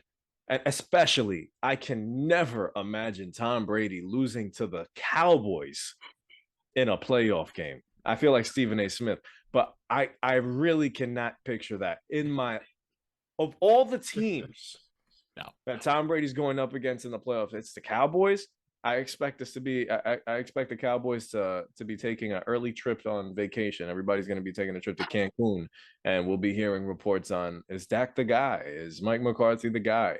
That'll be the tone on Monday. The only thing that's saving the Cowboys, as Brandon alluded to before when he paused me, is if they win the NFC East, which would require a win this week and a Philly loss. That would get them the division. But guess what? I think the Eagles are beating the Giants. So, you know what? You can say all of this and all of that. We know what's going to happen, y'all. It's already been decided for the Dallas Cowboys. They're going to have to go against Tom Brady in the wild card round. It's not going to go well. Now, I don't know if I'm too sure about that. They can also clinch the number 1 seed, by the way. The 49ers will have to lose. With the San Francisco loss, too. So let's keep that in mind. The Cowboys can pretty heavily fluctuate and get... If the Cowboys get a bye week, guys, let's say everything goes right. San Francisco loss this week, Philly loss, and a W. Are they kind of like the team you're going with in the NFC? I know, J-Rat, you're hiring the San Francisco 49ers. What do you think, BC? I don't... I mean, it makes it a better odds from the win because they're going to be in Dallas. But again, depending on who they match up against, if it's Tampa Bay, I'm picking Tampa. If it's Philly, I'd pick the Cowboys to win. If it's San Francisco, that's going to be a tough-ass game. I'd have to see. I mean, because if San Francisco would lose this week against Arizona, that's going to draw up some big questions. That's not a game you want to lose. So yeah, I don't think it changes that much. I just think that some people would be a little more comfortable with playing in Dallas than obviously on the road. For me, the answer is no. They're the fourth best team in the NFC after the Buccaneers. So, sorry. Yeah, it's just I would Actually, prefer the fifth best. I think the Packers, honestly, are better than the Cowboys, too. I mean, they definitely don't want to see the Green Bay Packers. 1 seed or 5 seed. I'll be honest with you, Cowboys aren't winning a playoff game. Not one. Not one. I would honestly prefer that because then we can get a Sean Payton in Dallas, and I think that's so much big time news, and a lot of people are going to be like, "Oh yeah, Dallas is going to arrive now." Yeah, there's no I doubt. love that. I love that. Unfortunately, it's all a theory for the big America's team. Talking about who will get the last playoff spot, guys.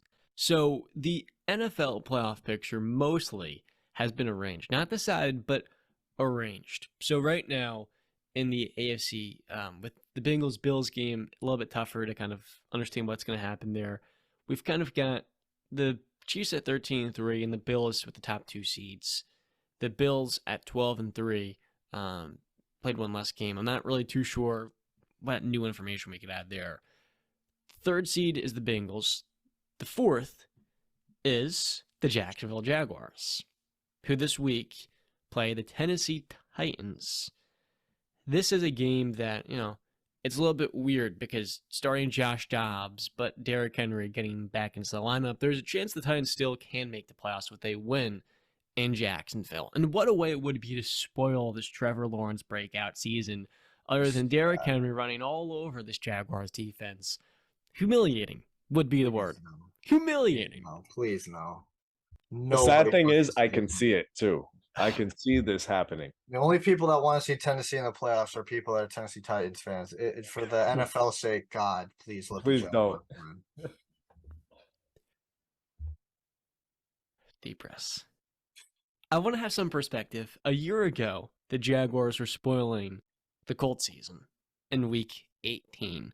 This year, they have a chance to make the playoffs. To you two guys, who will win this week and decide the fourth seed in the AFC? The Tennessee Titans with Derrick Henry and Josh Dobbs, or Trevor Lawrence in Duval County? I've been trying to tell you guys from the beginning of the season, I hyped up the Jacksonville Jaguars, and they have exceeded even my own expectations. I'm going to have to stick with Duval County, and I'm going to roll with the Jaguars, man. I think Trevor Lawrence is playing out of his mind. He's an MVP candidate in my eyes.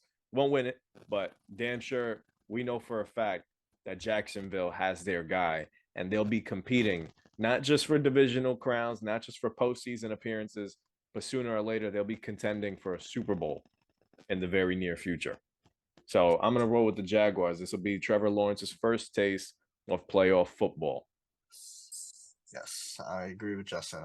I'm picking the Jacksonville Jaguars to win this game for my sake, for the NFL fans' sake, the NFL community. The Jacksonville Jaguars have to win this game so we don't have to sit through a Tennessee Titans game in the playoffs. We talk about the potential mismatch, which it is. Derrick Henry is against this Jaguars defense, but how about this explosive Jaguars offense against the Titans secondary missing Christian Fulton? That, to me, with Jeffrey Simmons being questionable, is probably one of the bigger storylines here no one's going to talk about almost. The Jaguars are going to score points against this hopscotch Titans defense. It's been a pretty impressive year by Mike Vrabel. And in spite of Derrick Henry having some fumble issues, Ryan Tannehill dealing with the ankle, losing Ben Jones, your elite center, I feel like for Jacksonville, the time is now. They have finally built a sustainable foundation. And that is why this is just the beginning of them just ripping off one AFC South divisional title after another. I look at the Texans, they're still a few years away. The Titans have flaws inherently that, and plus injuries, I just a little bit less optimistic. And if the Colts, they're a giant mess. Jacksonville is going to win this division, and I think they're going to score 30 points in this game as well. That's really going to sort out the AFC for the most part, as I look at the seedings, because there's one spot left, my friends. The 7th seed. For a few teams. And hitting in the bounce are the New England Patriots, the Pittsburgh Steelers. Mm-hmm. You heard that, right? Yep. And have the Dolphins been eliminated officially? Can one of you correct me? New England, Miami, and Pittsburgh. So this week, what team do you guys want to start off with? Who can get the 7th seed, the last spot after the Baltimore Ravens, who are the current 6th seed, and the Chargers, who clinched last week, a wild card spot as well. Well, I think we need to talk about what needs to get done for these teams to actually make the playoffs. There's more at stake. I believe Pittsburgh needs the Jets to win and against the Buffalo to win. Dolphins. And they need the Buffalo Bills to beat New England. Patriots. And the Bills, keep in mind, there's a lot. I feel so bad for these Bills players who have to prepare for the Patriots this week while Peter Schrager talked about on his show while there's a candlelight vigil for their teammate. So I think Buffalo really this week, it's going to be a tough game as you have to prepare for a new team on the road. I feel like the Bills, though, I feel like they're going to beat the Patriots and spoil their season. To be quite honest with you, as a Steeler fan that's looking at 3 things that need to happen. Last week, the Steelers needed a W. They needed the New York Football Jets to lose to the Seahawks, which happened, and they needed the Miami Dolphins to lose against the Patriots, and that also happened. So 3 of the 6 things of the Pittsburgh Steelers happened, and now, my friends, after starting 2-6, my Pittsburgh Steelers have a chance. Let me plug this in real quick. Yeah, you plug that in. Oh no. Okay, down goes Frazier. So what John was trying to say is that he expects his Pittsburgh Steelers to make the playoffs because he expects the Dolphins to lose to the Jets. He expects the Patriots to lose to the Buffalo Bills. And he expects his Pittsburgh Steelers to beat the Cleveland Browns and be the 7th seed in the playoffs just to get bounced in the first round. Because let's not. Oh my gosh. Let's not turn. No. Listen, let me finish my statement because you'll see how I come full circle. I'm about to dog my own team too. It does not matter if the Dolphins make it, if the Patriots make it, if the Steelers make it. Whoever gets the 7th seed is getting bounced in the first round. That's a fact. I'm sorry, but it is. Okay, none of these 3 teams are really playoff teams. These teams have been massive disappointments, even though the Patriots, in John's eyes, because he didn't have high hopes from them, have overachieved, and the Steelers have overachieved. Now, the Dolphins have underperformed. So it doesn't matter who gets it. They're going to lose in the first round. I just firmly believe that. Now, I know it's a sore subject, but it is something that we are going to have to discuss. The Bills-Bengals game. The NFL has not made a decision on it. Okay, so this is complete speculation on our part on what's going to happen. I really have no inclination of what's going to happen because every time I try to think about it, I just don't know how it works in terms of the scheduling.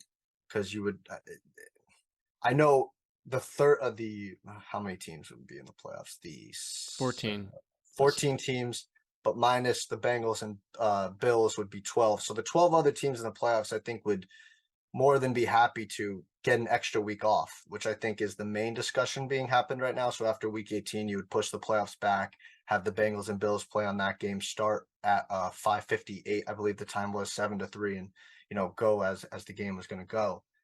I don't think any of the other playoff teams are going to have a problem with that because they get an extra week off. Their players get a little healthier.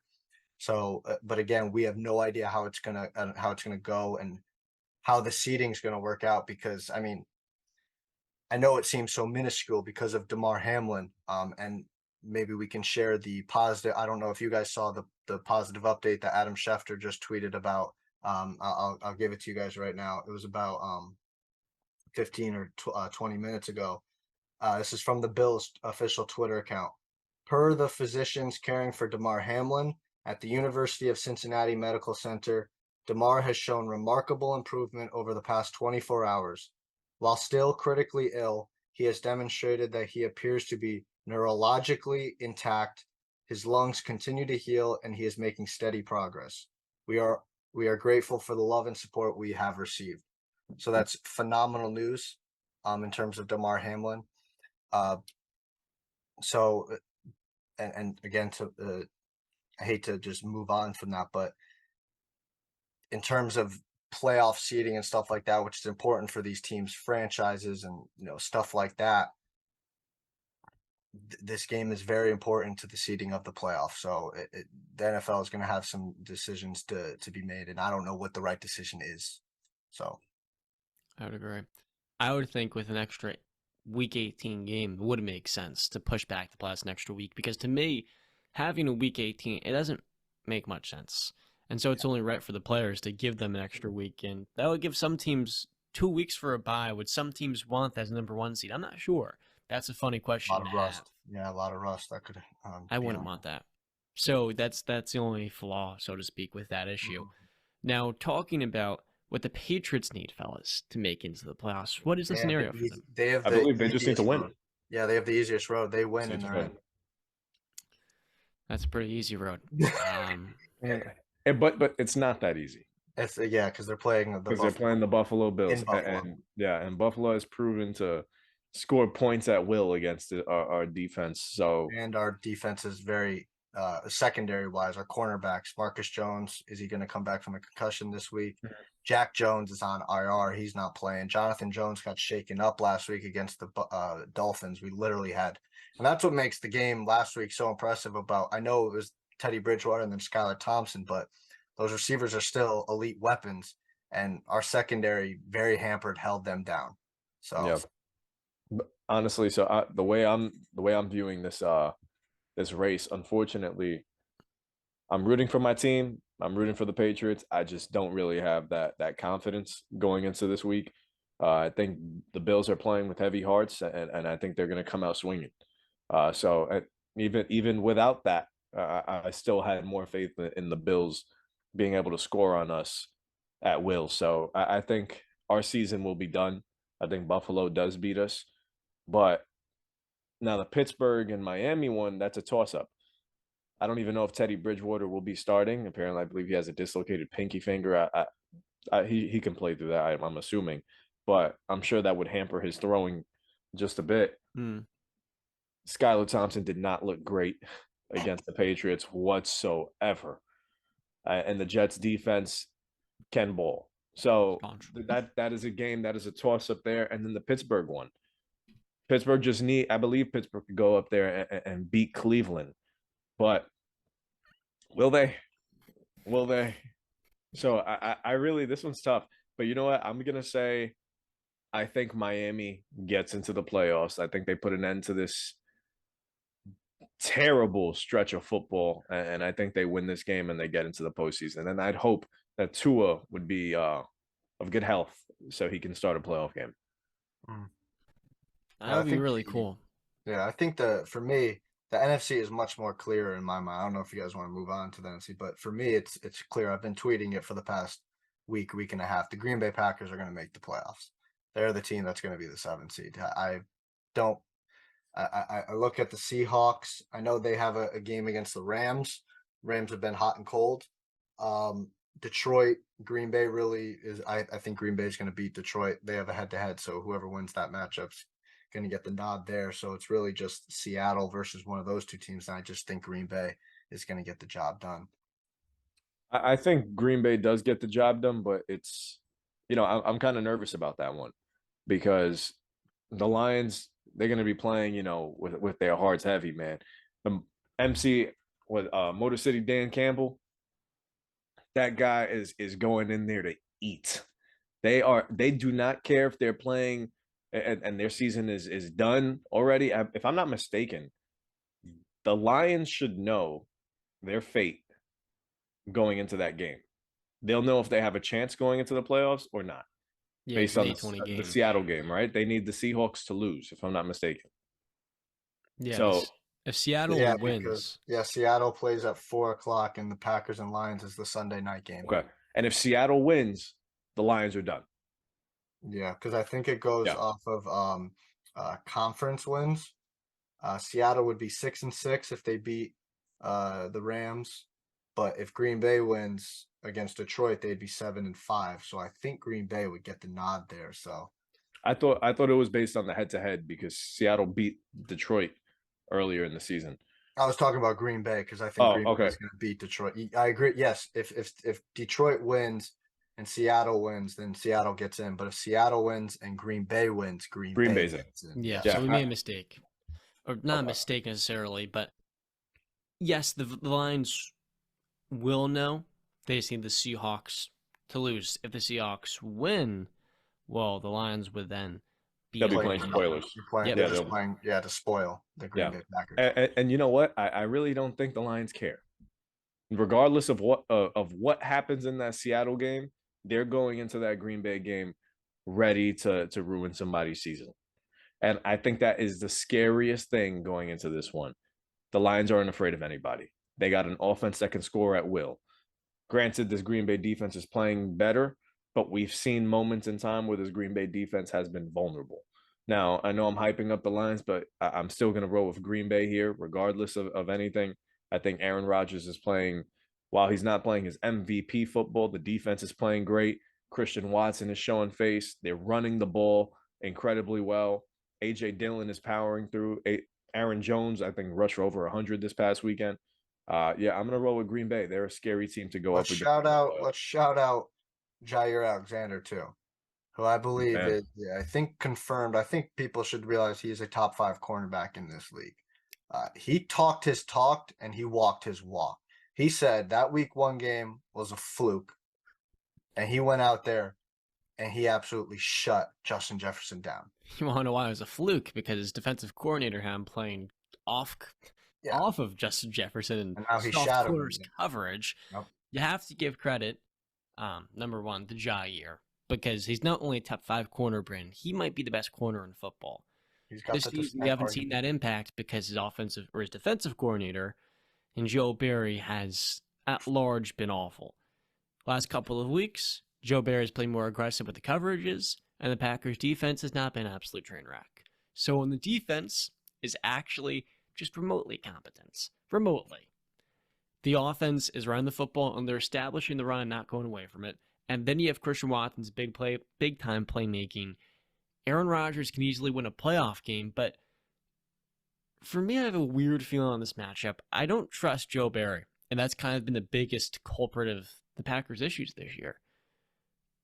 The offense, yeah, it's had its concerns, but they weren't supposed to win because of the offense. When they built this team, it was established on the defense.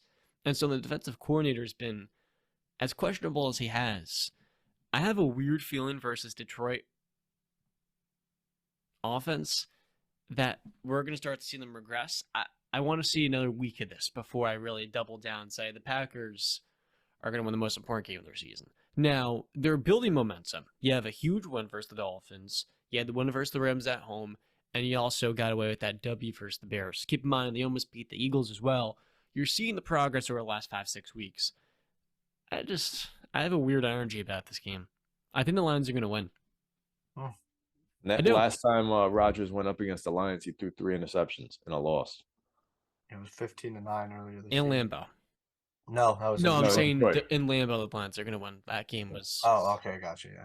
Yeah. I just, at Ford for Field. me, I mean, the streak continues with Matt LaFleur as the head coach. They're undefeated in December, and they're starting to play as a complete team. So, I mean, I don't know if we're doing pick 'em now, but I just told you I'm rolling with Green Bay. I think they're getting the 7th seed in the play and getting in the playoffs.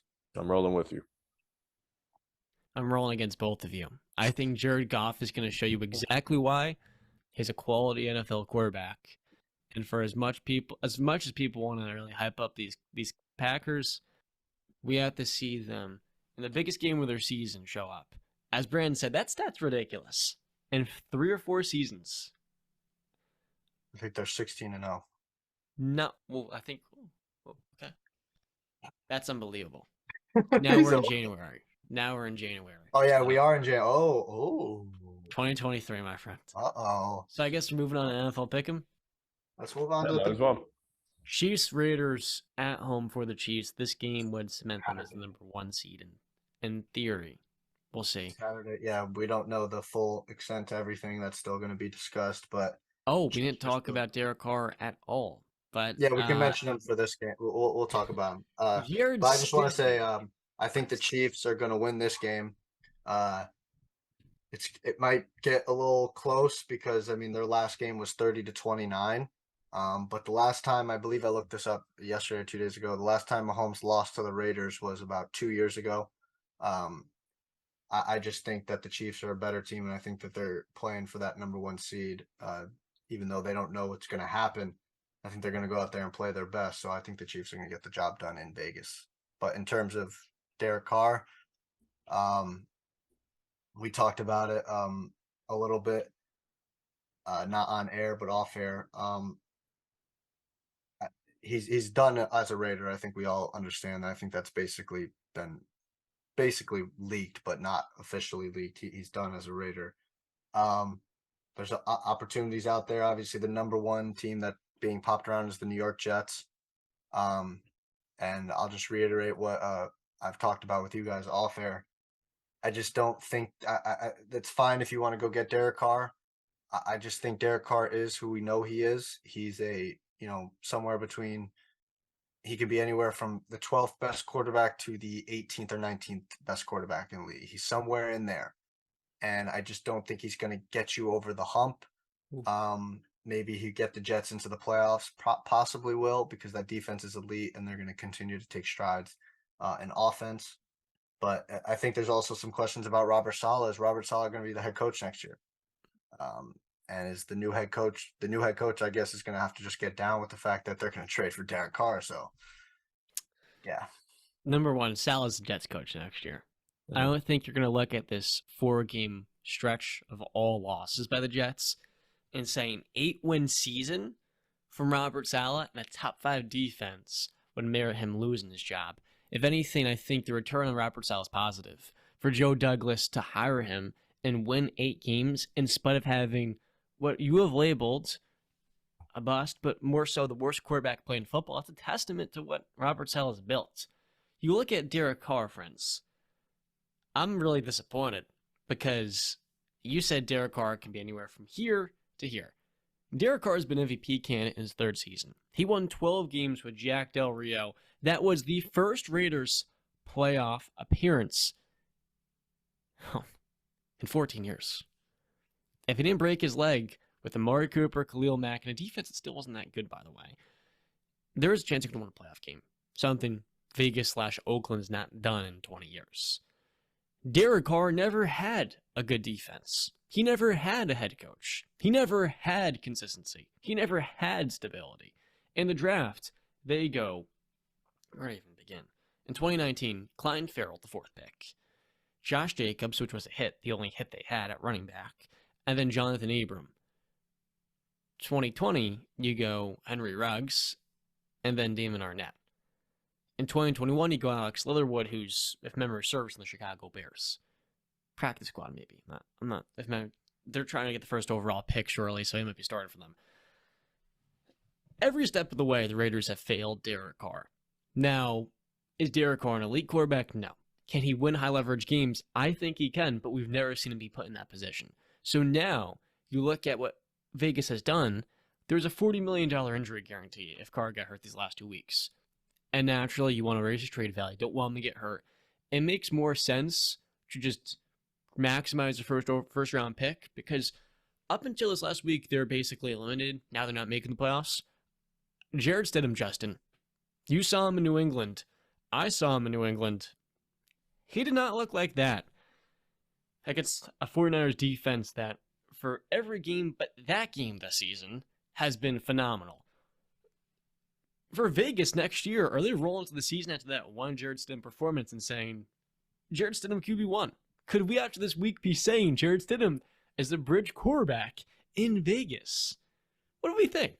Yeah. It's not out of the realm of possibility that he can, earn himself a starting job, but the Raiders are looking to be Super Bowl contenders. You went out to get Davante Adams for a reason, and it's not because you wanted Jarrett Stidham as your quarterback. That's not the guy that's gonna take you over the hump. If I'm not mistaken, I read a report where Davante Adams wants to have a say in who's the quarterback under center. If that's the case, I can probably assure you that it's not going to be Jarrett Stidham. And while they had an amazing connection, unfortunately for my fantasy team, they had a fantastic connection, but they went off. But that was one game, and I feel like it was more the San Francisco 49ers kind of, I guess, sleeping on Stidham and the game plan of what the Raiders had in store for them than a very, very good Stidham. Because, I mean, let's be honest, he was chucking it up, man. My boy was starting that catch. I think it was late in the fourth quarter to get them to tie game. Insane grab. There's probably no other receiver on the planet that's making that catch not named Davante Adams. So I don't see Stidham being the guy. I think he was probably more comfortable in that system than Derek Carr was because he spent more time in that system in New England. Very true. He had the elite weapons. Hunter Renfrow was back. Darren Waller was making plays that game. Davante Adams, obviously. Josh Jacobs. I'm sorry I laughed when he said Davante said he wanted say in the quarterback. I mean, come on, man. The quarterbacks are really the only ones that get say, and you have to be like Tom Brady or Aaron. I mean, I was going to say Aaron Rodgers, but even look at Aaron Rodgers. He's got no say in his own goddamn organization that he's done so much for. So, I mean, I did see that the reason he came to Las Vegas was Derek Carr, but he still wants to be a Raider. I think he's just saying the right thing. He's being politically correct. He doesn't want to be on this team. He sees the direction that the Raiders are going, which is most likely a rebuild. Is a rebuild. So, yeah, I mean, if I was Davante, I'd be working behind the scenes. I'd be like, all right, I made a terrible decision. I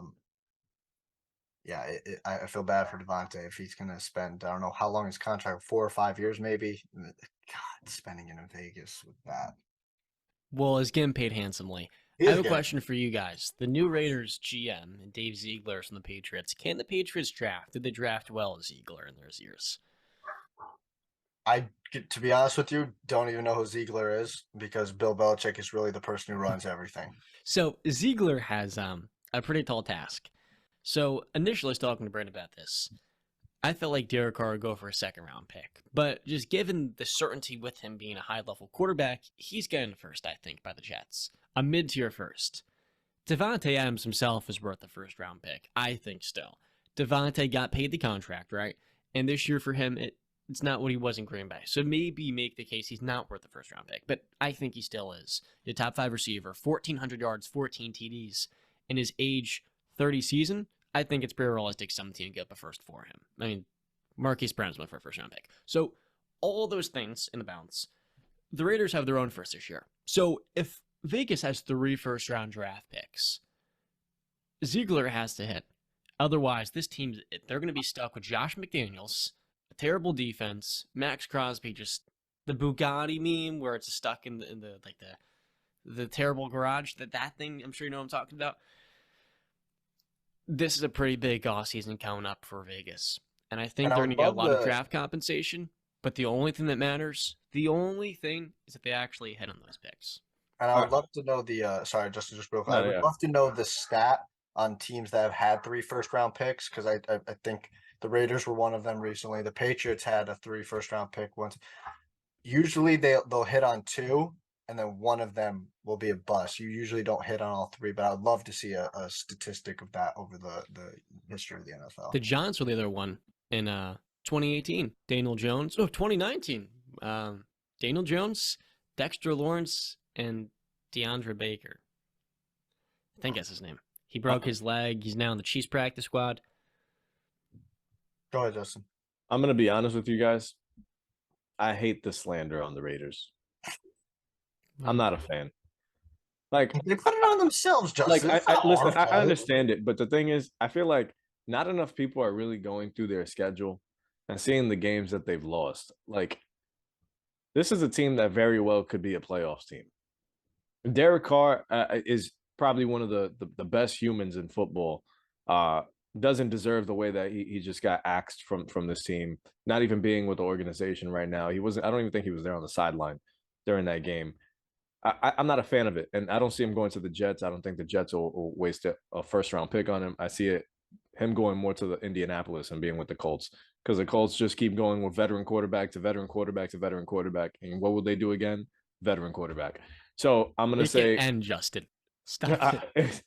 He's going to Indianapolis in my mind, but or maybe even consider Miami. He But has a no trade clause. Keep that in mind, my friend. hey, man. But listen, I don't think the Raiders are as bad as they seem. They've had some terrible luck and obviously some ugly games. But I mean, before that, had they beaten the Rams on that Thursday night, if they beat Baker and the Rams, which they were well on their way to doing so, and then you add that lucky win against the Patriots, we'd have been going into Raiders versus Steelers with the Raiders having some playoff implications. This is a team very far not removed. So many one-score games. I can go on and on and on and on. I don't even know if you guys want me to read how many one-score games there are. Read how many one-score games they lost. I know they lost a lot of them. Chargers, Raiders, week 1, loss. Cardinals, Raiders, loss. Titans, Raiders, loss. Chiefs, Raiders, one-score game and a loss. Jaguars, Raiders, loss, one-score game. Colts, Raiders, one-score game, loss. Shall I go on? Rams, Raiders, one-score game, loss. Raiders, Steelers, one-score game, loss. Raiders, 49ers, one-score game, loss. I just think that I understand that, but I just think that the sample size is so big that you can just kind of come to an outcome It's a just decision. right. I understand that, but when it happens so many times in one season, you kind of look at it and you just say they are who they are, and they're a team that just comes up short. And that's not a playoff team. I understand that, but an off season to work on that, they can right those wrongs. They can win these. I get a quarterback. I remember earlier in the season me picking the Raiders to beat the Chiefs in that game in Arrowhead, and they were on their way to doing so. Yeah. I guarantee you, with Derek Carr, I'd still feel just as confident that the Raiders can beat the Chiefs on when's this game? Saturday? Yeah. But I again, have just as much confidence because I actually believe that the talent on this team is there. They just haven't put it together. I don't know if it's just Josh McDaniels is there. They're getting used to the new scheme. I think that is more of the problem, them adjusting to that new scheme than the team just being bad. So plus injuries. Less injuries too. So I really feel bad for Derek Carr because I think it was just him getting used to this new system, and he kept them in games. It's not like they were out of it. He kept them in games. Great relationship with Devontae. Devontae looked like he didn't miss a step from going from Aaron Rodgers to Derek Carr. So I wouldn't have given up so fast. I think the Raiders. I think not enough teams in the NFL actually stick with the script, and they abandon it very soon, and that's the problem to me. That's a one of the truest statements you've ever said. That teams give up way too quickly in sports in general. To be honest with you, I don't think anybody is going to disagree with you about feeling bad for Derek Carr. He got the short end of the stick in this situation. But the cookie crumble how the cookie crumble. So, and just it is what it is. He's going to get a new opportunity next year to right some wrongs, and the Raiders are going there. The Raiders are going to go downhill unless they, can become masters of drafting and trading and scouting and whatever and developing. But I just don't think any of us see that happening. So, moving on to the Jaguars Titans game. Real quick. Jay Ray, all that's true, but this was a team that got shut out 24-0 against the Saints and Andy Dalton. This was a team that lost to Jeff Saturday's Colts. So, yes, they've lost these one-score games, but the Raiders this year have just had terrible losses. You look at the Steelers' loss. I am a big proponent of my Steelers.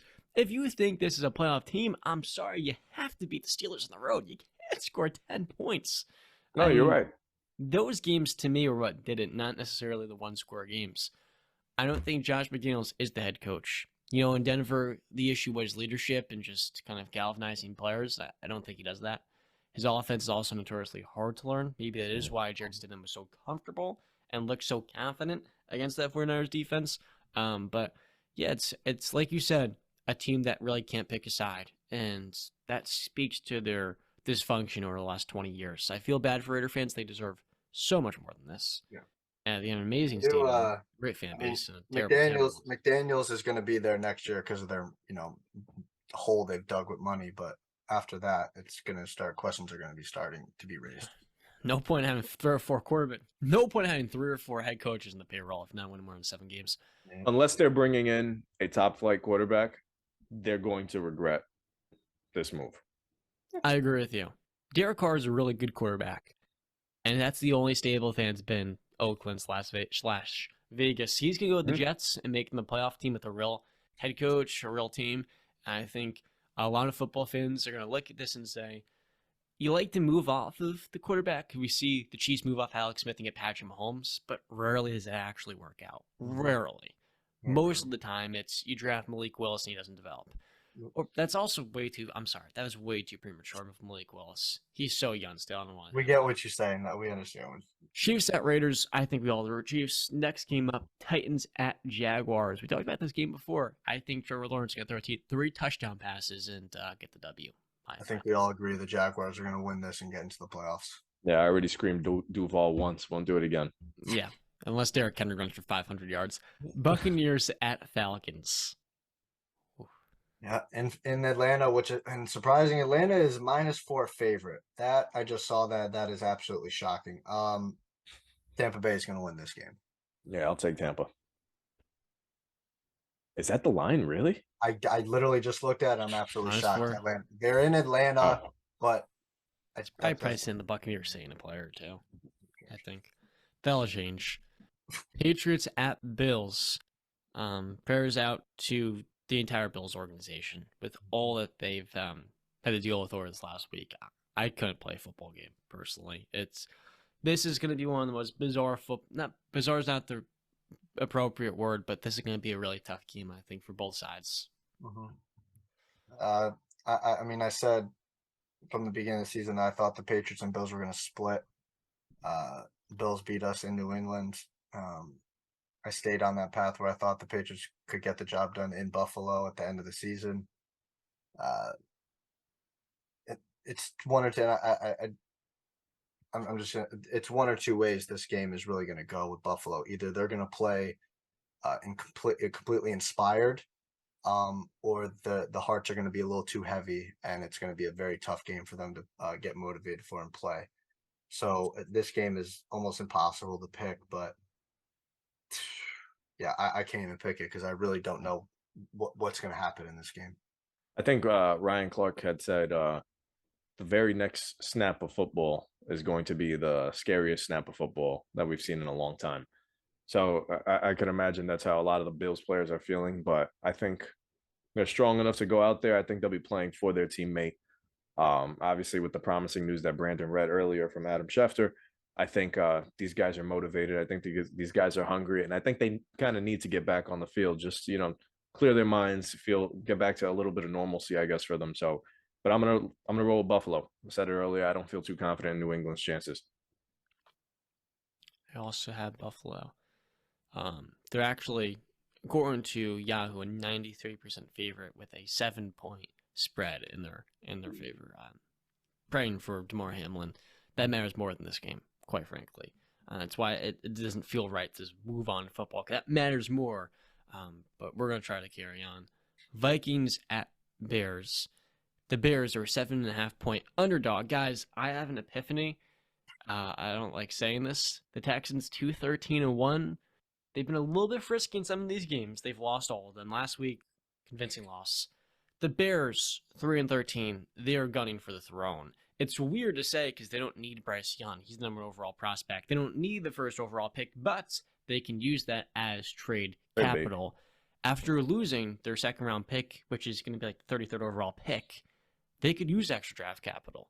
So, at the Vikings win this game, we're going to talk about the Texans in a little bit. Guys, this is going to get a little bit spicy here in the NFL draft, I think, in a couple months. I got to say, Nathan Peterman is going to be a starting quarterback for the Bears this week. Justin Fields is announced being out. I know a lot of teams are like, the Bears are going to get this done. It's in Chicago because the Vikings have just not looked good. They've been exposed as frauds. But I think the Vikings are going to be able to get this done because I do think that they are the much better team than the Bears, and I think that they're going to win their final game of the season going into the playoffs. Yeah, I'm going to roll with Minnesota. Nathan Peterman starting for the Bears. It sucks because Justin Fields was, I believe, 64 or 67 yards shy of breaking Lamar Jackson's rushing record for a quarterback. Would have been cool to see. Fields is one of the more exciting players in the league. Can't wait to see him next year. But yeah, Minnesota this week. Yeah, Justin dealing with a strain in his hip. I'm not sure. I'm Mm. sure it is an injury, but for them, it makes almost too much sense to try to get the first overall pick. They basically sat out like everybody. They have, oh my God, like 13 players in IR, 16. Jesus. Sorry. The Bears are probably the worst team in sports. Not disrespectful. Right now, they're so focused on this number one overall selection. Ravens at Bengals.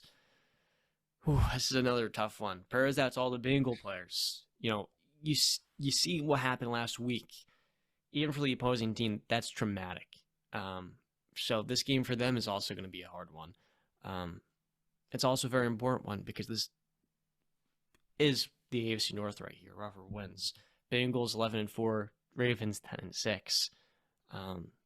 Technically, it decides the AFC North. I think the Bengals will win. They're a 7-point favorite. Will Lamar Jackson play? Bad check. I'm not quite sure because he wasn't even practicing up until this week. Yeah, I think he was out of practice. I have the Bengals winning, like you said. This is the difference between being the number 2, possibly number 1 if Kansas City loses, number 1 through 3 seed, and being the 6th or 5th seed.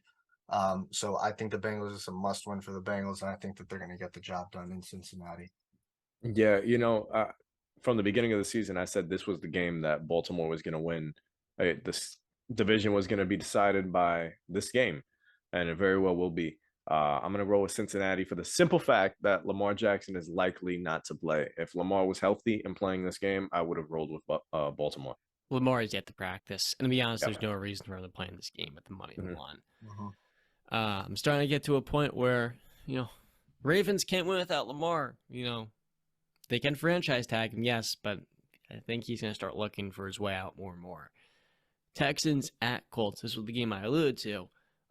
These are two of the three, probably maybe the two worst teams in football, honestly, going head to head here with Nick Foles currently under center. Game.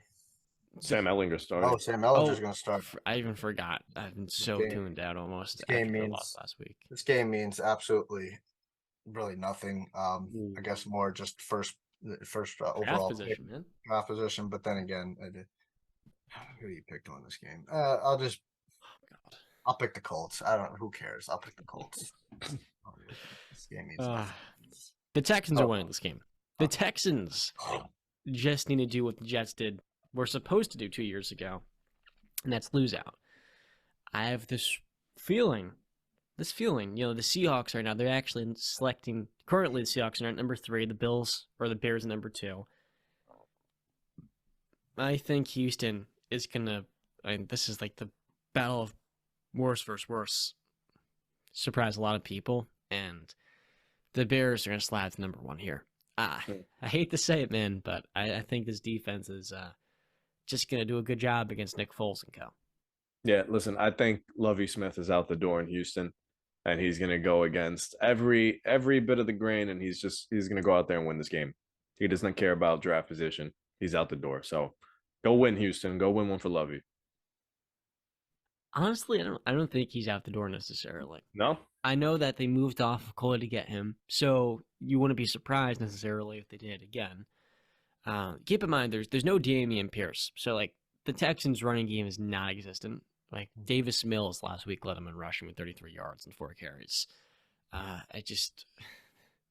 like Jalen Petrie and Desmond King a lot, both of which had picks last week, and I think for Lovie Smith, you look at the games versus the Chiefs, they almost beat the Cowboys. They've been competitive in a handful of these matchups. I feel like they're building something defensively. I would hold on to Lovie for one more season. Honestly, I don't think there's much.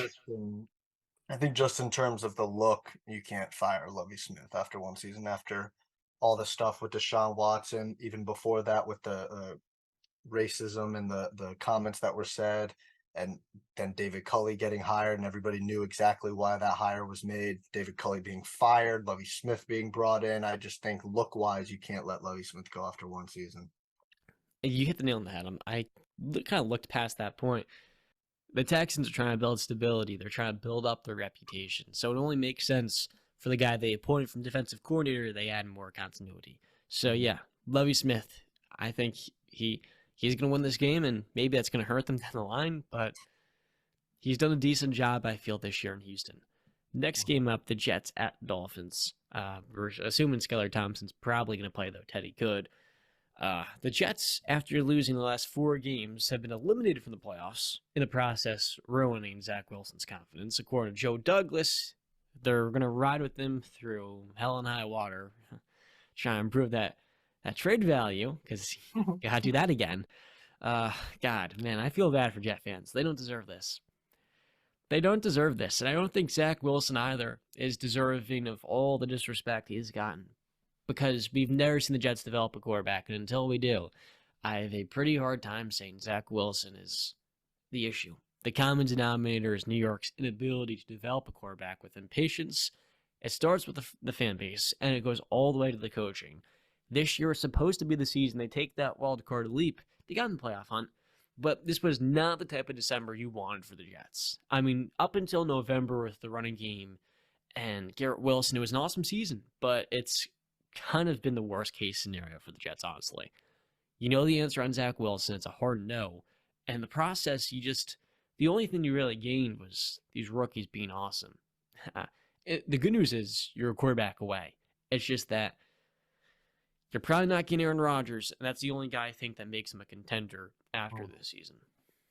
Yeah, just to comment on whose fault is it? I've seen Jets fans obviously blame the organization. I've seen people blame the quarterbacks. I think it's both. I think the organization doesn't know how to develop or draft well in terms of quarterback position. I think the quarterbacks, and I think they don't really, and I think the quarterbacks that they pick just aren't the guys for the job. In terms of this game, Dolphins versus Jets, this is another game I just really have no idea what's going to happen. The Jets have been abysmal the last couple weeks. The Dolphins have been abysmal the last 5 games. I guess I'll take the Dolphins, but I'm not really confident in it. You know, while the Jets have been abysmal, the game against the Seahawks, that wasn't entirely on quarterback play. Yeah, that's a mix of drops on third downs and just special teams, missing kicks, missing field goals. It was a disaster all in itself. I would have loved for this game. They have nothing to lose. I would have started Zach Wilson again. This is a guy that you drafted so high. I think you just got to keep giving him as many reps as possible. So I really think he should have been the one starting this game, just to see if you can find some lightning in a bottle at some point. But they're not rolling with that. I believe Mike White is starting, and I don't even think Zach Wilson is dressing for the game. So I'm going to roll with Miami. I find it hard to believe that they're going to really, really collapse this bad. I think they right the ship. I think they squeeze out a win here, and they find their way into the playoffs. It makes too much sense if the Jets just lose every game until they get eliminated and then win in the winter. And given this defense against a rookie quarterback, this game's pretty easy for me. I'm taking the Jets. Really easy, actually. Not going to be a high-scoring affair. Now, we're going to move on to a lightning round here. So, first game up, NFL Pick'em, Week 18, Panthers at Saints. I've got the Panthers taking the... Oh, actually, you know what? Saints have looked pretty good. I'm taking the Saints.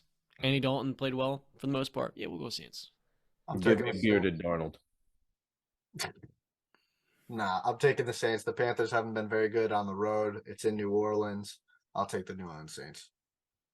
Browns at Steelers. Steelers 2.5-point favorites. I think this game, as a Steeler fan, you would think this kid would know, right? I look at him so unprepared.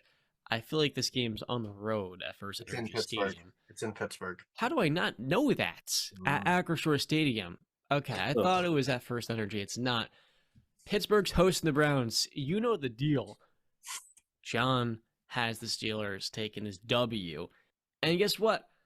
I've got my Steelers finding a way to make it into the postseason. And for somebody that criticized Mike Tomlin earlier in this year, I'm gonna take my rightful seat. I'm gonna take my rightful seat on the couch and shut the hell up. Yeah, watch your mouth when you talk about Mike Tomlin. Oh. I'm picking the Cleveland Browns. I can see the Pittsburgh Steelers winning this game, but I'm just going to take the Cleveland Browns. Yeah, I'm going to roll with Deshaun Watson. Threw 3 touchdowns last week. Chubb running over 100 yards. 2 touchdowns for Amari Cooper. Things seem to be getting a little better there. I'm going to roll with Cleveland.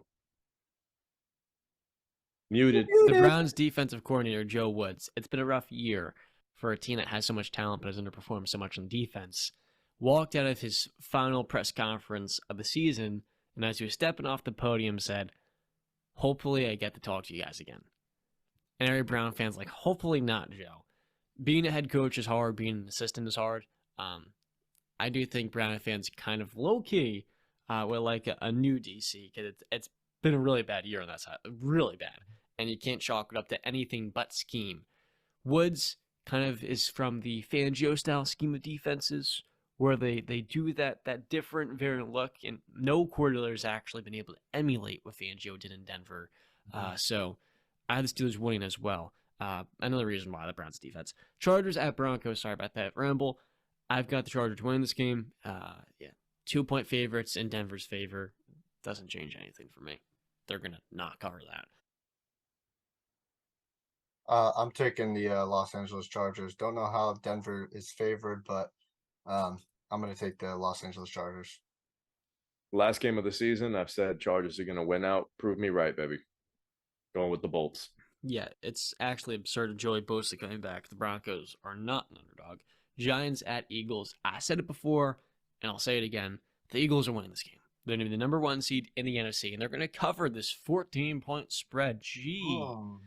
Are the Giants rest team players? I disagree. No, they're not. That's the disrespectful part. I disagree with that, John. I think that I've had the Giants winning this game for the last couple weeks. I changed it a little while ago to the Eagles winning, but I do believe the Giants cover the 14 points. I don't think they get beaten by 14 points this week. Yeah, none of us has done a lock of the week. I think this is mine. Plus 14. I believe they're at home too. No, it's in Philly. They're in Philly? Okay, so I don't even care if it's at Philly. Giants are playing their best football. Vanilla Vic was killing it last week. I'm going to roll with the Giants winning this game. I love chaos. That's the right nickname. Cardinals at 49ers. The Niners, I believe, who are also a 14-point favorite. They're getting a little bit lazy, it feels like, in Vegas. They might cover this. No. I thought last week for the Niners was just, you're going to have a bump in the road. They're them. They're going to win by a lot. You think they cover? Yeah.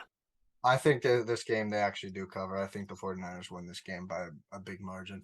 We should say DeAndre Hopkins is not playing this game either. I'm not touching this game as far as my bets go unless it's money line. But I'm staying with the 49ers. Win out, baby. Man, I feel hot, man. Hot on the Chargers, hot on the Niners. Man, I got to play lotto. You really should. That Rams at Seahawks. Oh, man. This is a big game for Seattle. Big game. They can finish this year with 9 wins. Very few expect them to win more than 7. They're a 6-point favorite at home. I have them taking this W. And Brandon, we're going to see this week. For somebody that's talked very highly of Baker Mayfield, I've started to support Baker. Geno Smith has been, and in my opinion, is a better quarterback. He's a better athlete, pretty good thrower of the football, and truth be told, I think both of those players struggle at the same things, and those are kind of turnover-worthy plays and some inconsistency. Geno this year also has a 70% completion percentage. Baker has either gotten above 63%. I don't think so. I had the Seahawks win this game. Yeah, I'm gonna pick Seattle. It's in Seattle. I'd love to pick the Rams, but they're a hot and cold team. So I'm gonna pick the Seattle Seahawks to win in Seattle. I'm ending the season betting on Baker. I got the Rams going in there, beating the Seahawks, ending the Seahawks playoff hopes.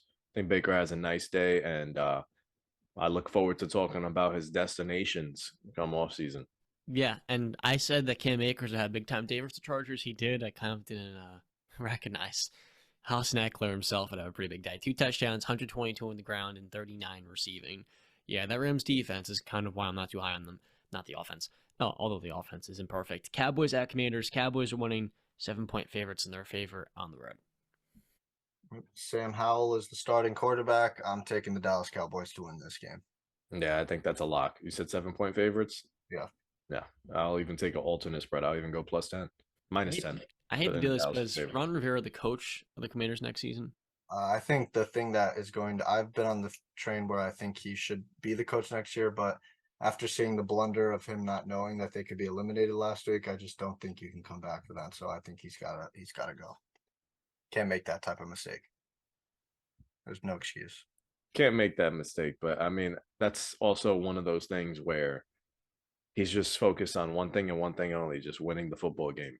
Whatever happens around him is out of his control. So I don't really fault him too much for not knowing this has to happen, that has to happen for us to win. Just go out there and win football games. And I feel like that's the old school mindset. I think Riverboat Ron stays, but they lose to Dallas. I agree. And Justin, I do agree with you. I think he's a little bit misunderstood where I do agree with you, Brandon. It's pretty important, this elimination game for us. But for this entire season, the Commanders have been playing house money.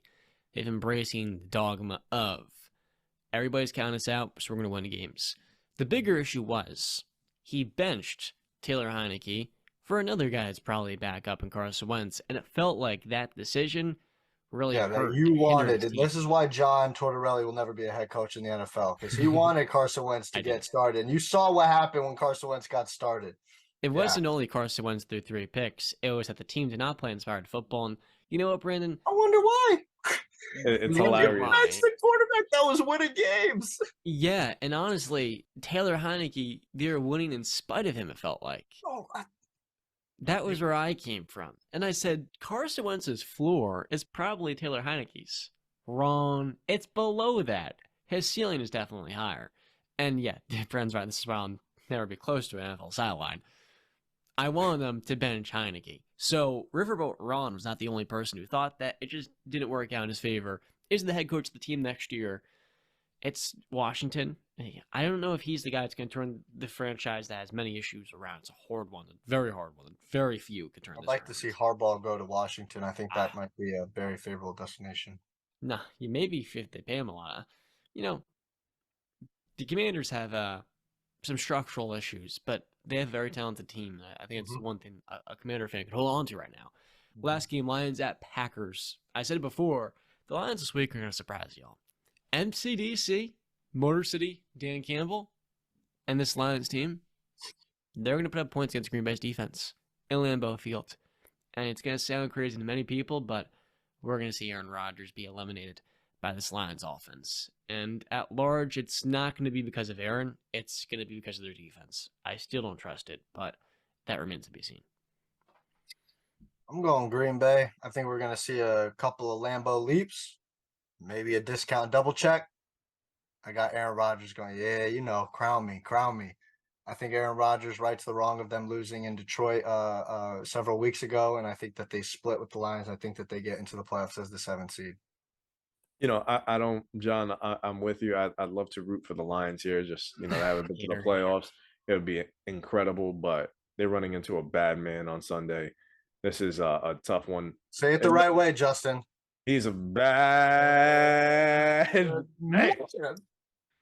Dude, the Packers are having fun, man. They scored a touchdown, and I see Aaron Rodgers running into the end zone going like this. Like, I want to see that, bro. That's incredible, man. The Packers are playing high and having a good time doing it. So I'm gonna roll with Green Bay at home.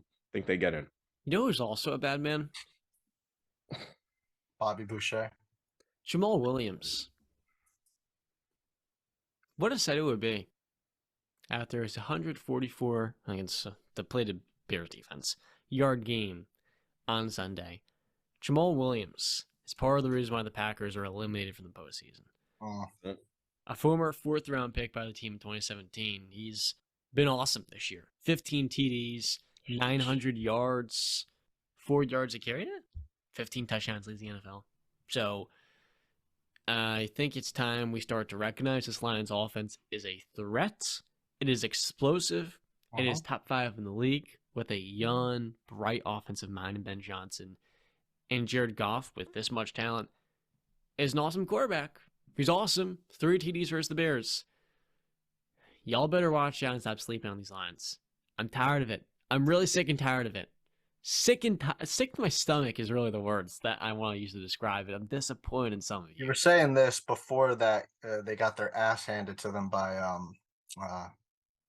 I forget, it was the Panthers, right? Yeah, you were saying that we need to start putting respect on the Lions, and then after the Panthers game, you're like, the Panthers were a playoff team, my friend. It was a bad matchup, a really bad matchup. One thing on the road. One thing that we forgot to mention, we haven't been able to talk about because we haven't recorded since over a week ago, is J.J. Watt's retirement at the end of the season. We're gonna just quickly touch on it. Happy retirement to J.J. Watt. Said this on Twitter. Generational talent.